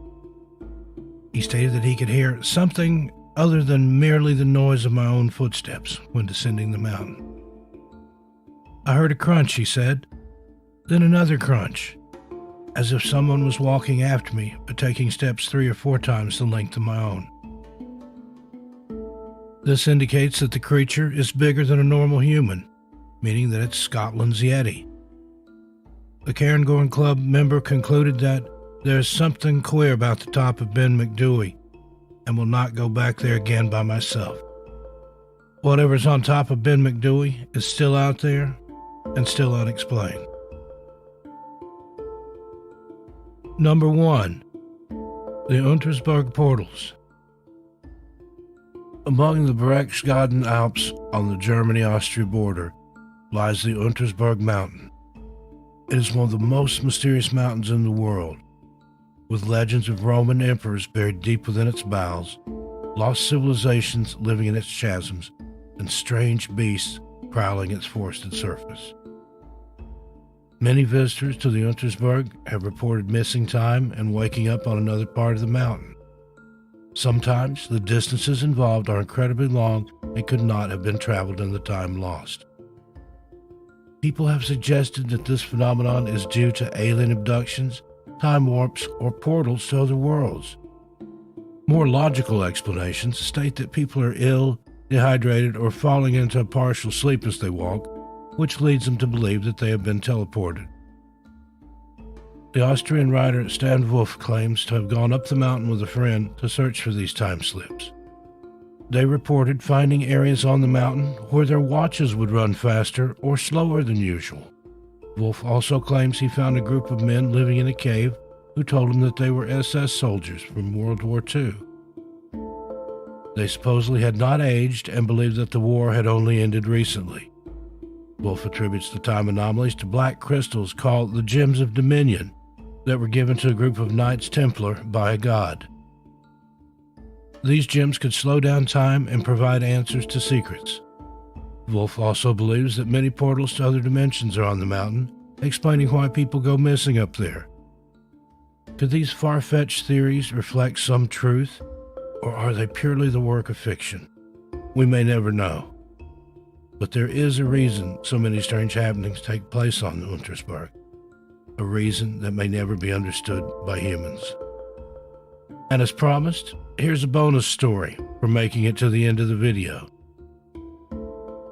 The Creatures of Mount Nyangani. In November 2014, 20-year-old British explorer Thomas Gaisford set out alone to explore Mount Nyangani in Zimbabwe. He had won a university award that funded student trips to remote areas to build confidence. He embarked on the trip alone and planned to reach the summit and stay there overnight. But Gaisford claims a thick fog descended at 3 a.m., leaving him disoriented and lost. Shortly after, heavy rain began to pour. He decided to camp overnight where he was and wait for the peculiar weather to pass. However, in the darkness that surrounded him, Gaisford reported that he had been circled by various creatures that appeared to be observing him. Before he'd set off, the locals had told him to ignore any strangely acting animals as they were not of this world. For 10 hours, he lay there waiting for the fog to clear. When it eventually did, he rapidly left the mountain on foot. What really happened is still unclear. Some say that Gaisford simply became dehydrated and started imagining things. Others believe that he was visited by creatures from another dimension. Perhaps we will never know. Well, there you have it.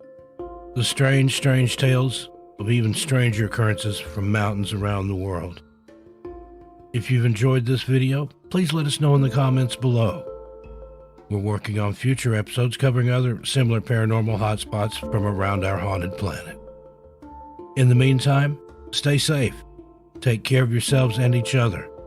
I'm Steve Stockton, and I'll talk to you next time.